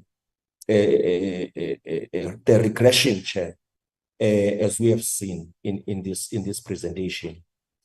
But we must also punish not only the administration in municipalities, we must punish the political office bearers who are at the center of the contributors to the creation of the environment that leads to Section 32 of the MFMA. Lastly, but not least, Chair, I think the department, you must always draw us in future in terms of the economic activities vis-a-vis unemployment, vis-a-vis indigent list, in order to arrive at a conclusion of how much are the municipalities owed. Because that conclusion alone, being told without these details, is suspect, and not suspect only, but it doesn't give enough background information to strengthen the conclusion. Apart from the provision of leadership in municipalities, the lack of leadership in municipalities, you must commit to look at the skills audit in order to realize clean audits of councillors and officials at the level of the municipalities, as it were, because the leadership might be doing something else, but also the skills and capacity of the municipalities must be looked at. And I see that we are talking about the municipal technical directors. Those are my contributors, Chair, in terms of the follow-ups. Because we must not complain. Leadership must always bring about solutions and guide society towards a desirable local government. Thank you very much. Thank you. These were more comments rather than follow-ups. If there's any comment, DG, you would want to raise in relation to that, it would be when you are about to conclude. I think we agree on this issue that says we would wish that the political leadership must take us into confidence, especially on the previous reports and this current report. In other words, we might be left where they left us, where we expected the Minister of Finance in particular to come back to us, especially on the issue related to Enoch Mgijima. And I think I agree with you. The visits themselves would empower us to deal with this issue of leadership. The recent engagement with the South African Human Rights Commission is beginning to send a question to Parliament as to whether we are doing enough in terms of what we are supposed to do as Parliament. So hence them as a Chapter 9 institutions, they have got a mandate. You would want to pursue that mandate, and in the end, it end up with them having to go to court.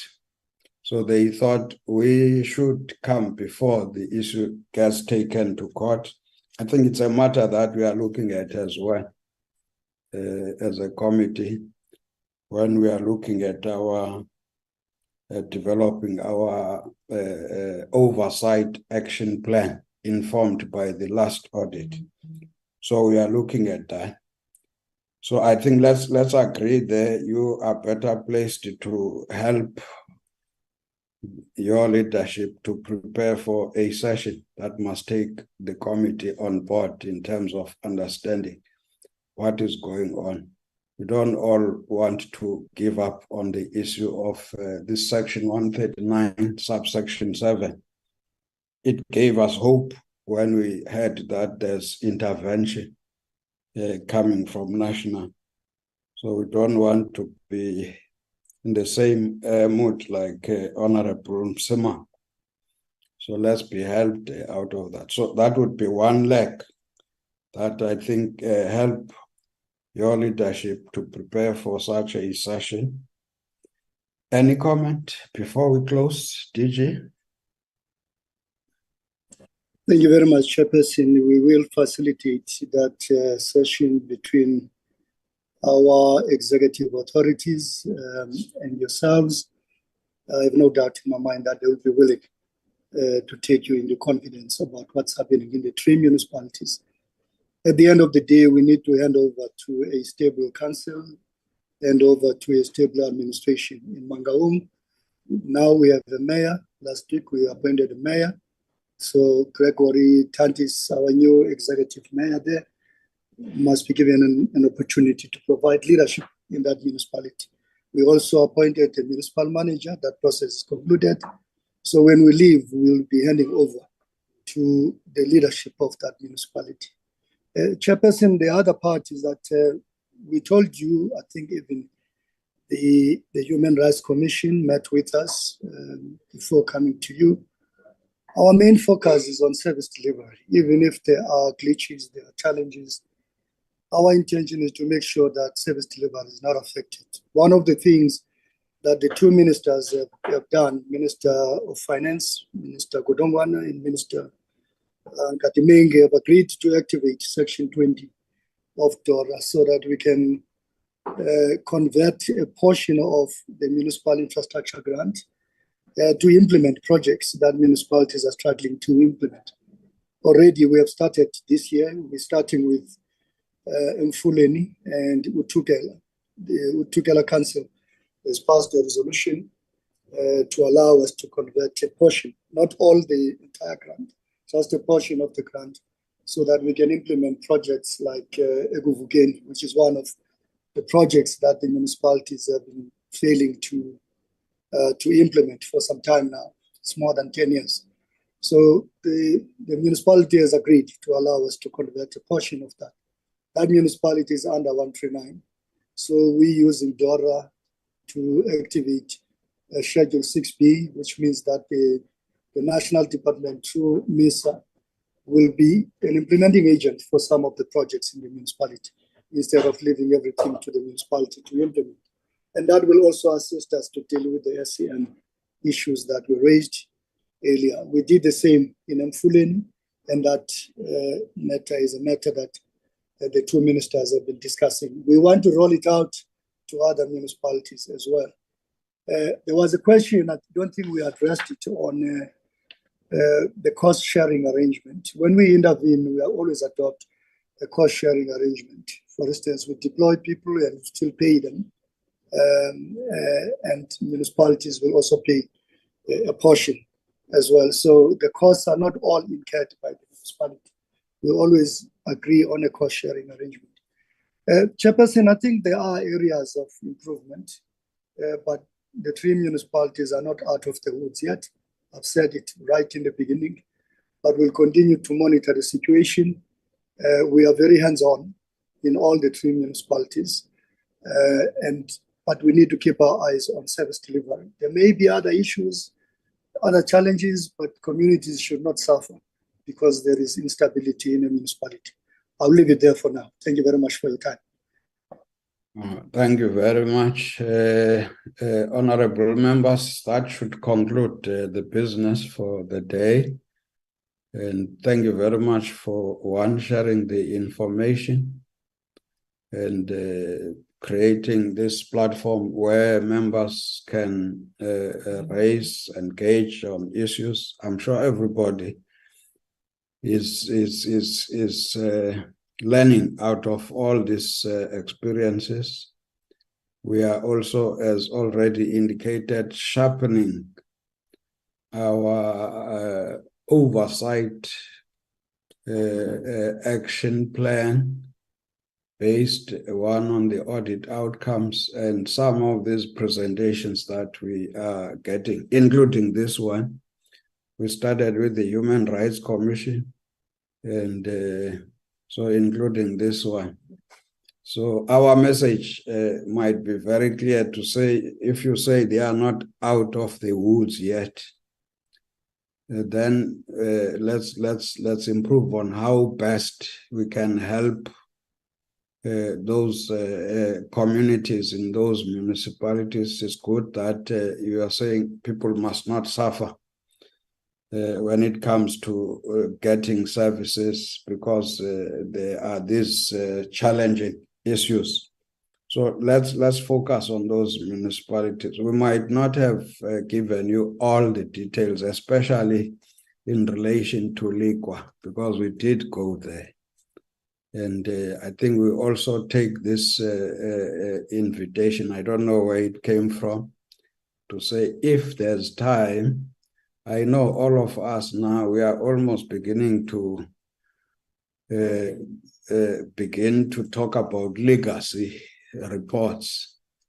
So if there might be time, there might be need for us to engage with those, but it would help us first to get this briefing.